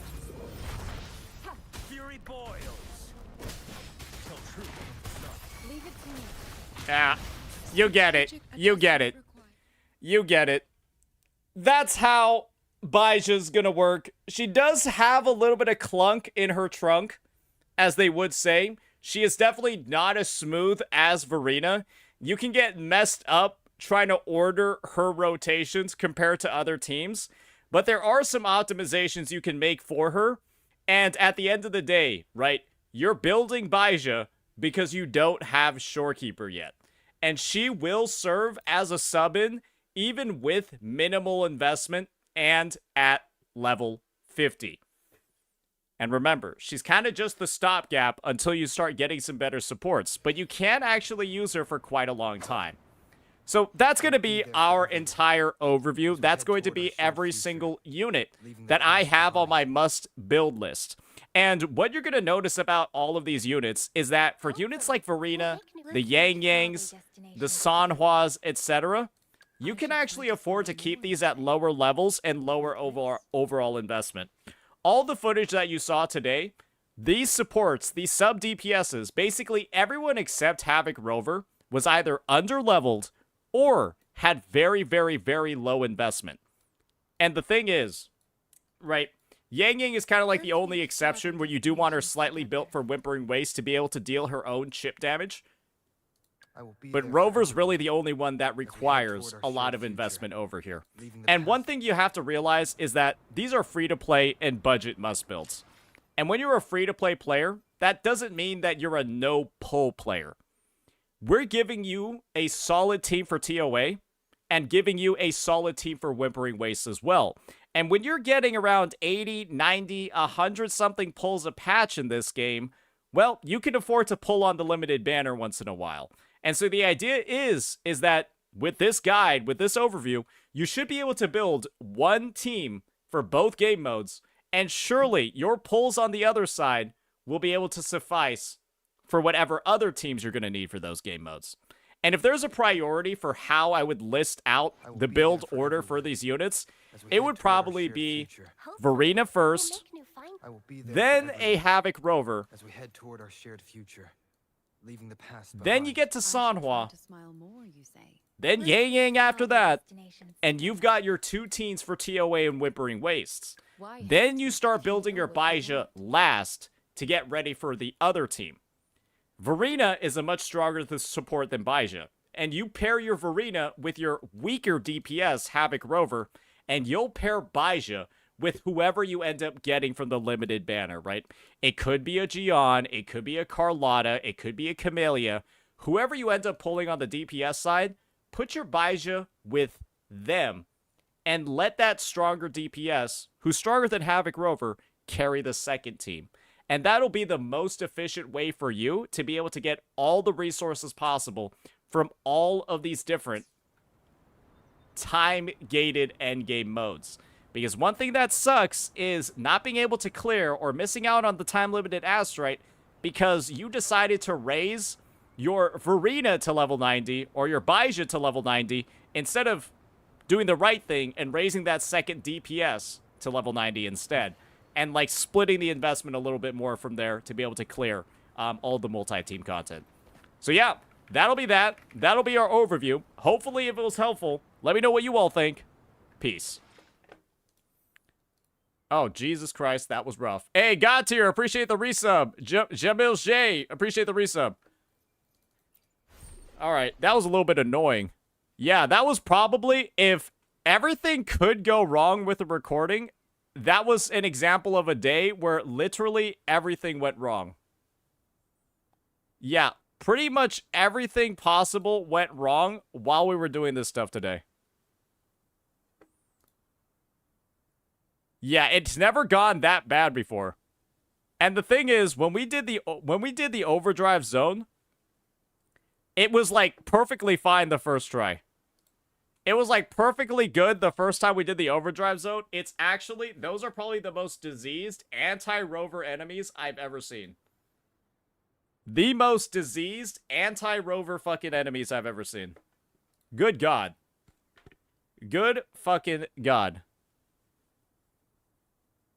Appreciate you, man. You've been uploading awesome content as of late. Hey, thanks, man. It's we gotta get creative with the content when Hoyoverse decides to kill Gacha. Yeah, Hoyoverse decided to kill Gacha, bro. Why did they have to make every game bad at the same time? Why did they decide to make every game bad at the same time?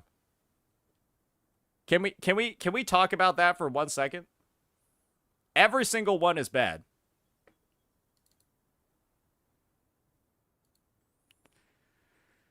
All right, I gotta get this ready for the editor. Give me a second.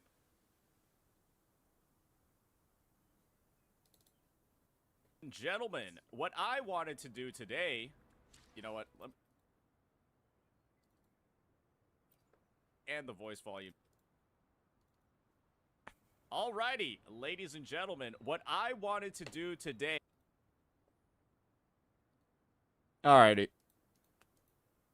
That's gonna take me a minute to get compiled and stuff, but...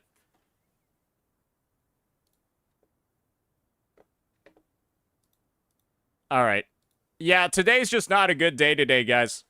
Yeah, today's just not a good day today. I think we're just gonna call it early. Yeah, I feel like today's like a bad omen. I feel like ending early is just the best thing to do. Ending early is probably just the best thing to do. I feel like the day's just gonna get progressively worse the longer I keep streaming. Yeah, we will be early tomorrow. We'll try to have like a more normal day. Because... don't you have to hard shit on ZZZ? The game literally existing that's a hard shit in itself. So yeah, I think we'll just have done that one guide and we'll kind of just move on from here because holy shit, what an absolutely diabolical day.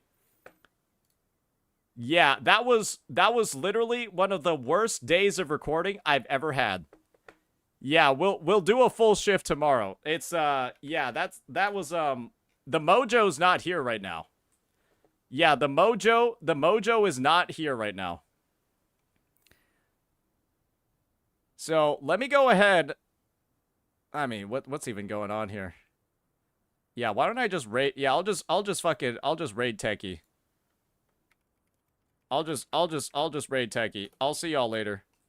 Yeah, you guys can actually go see a real horse fucker. Yeah, real horse fucker.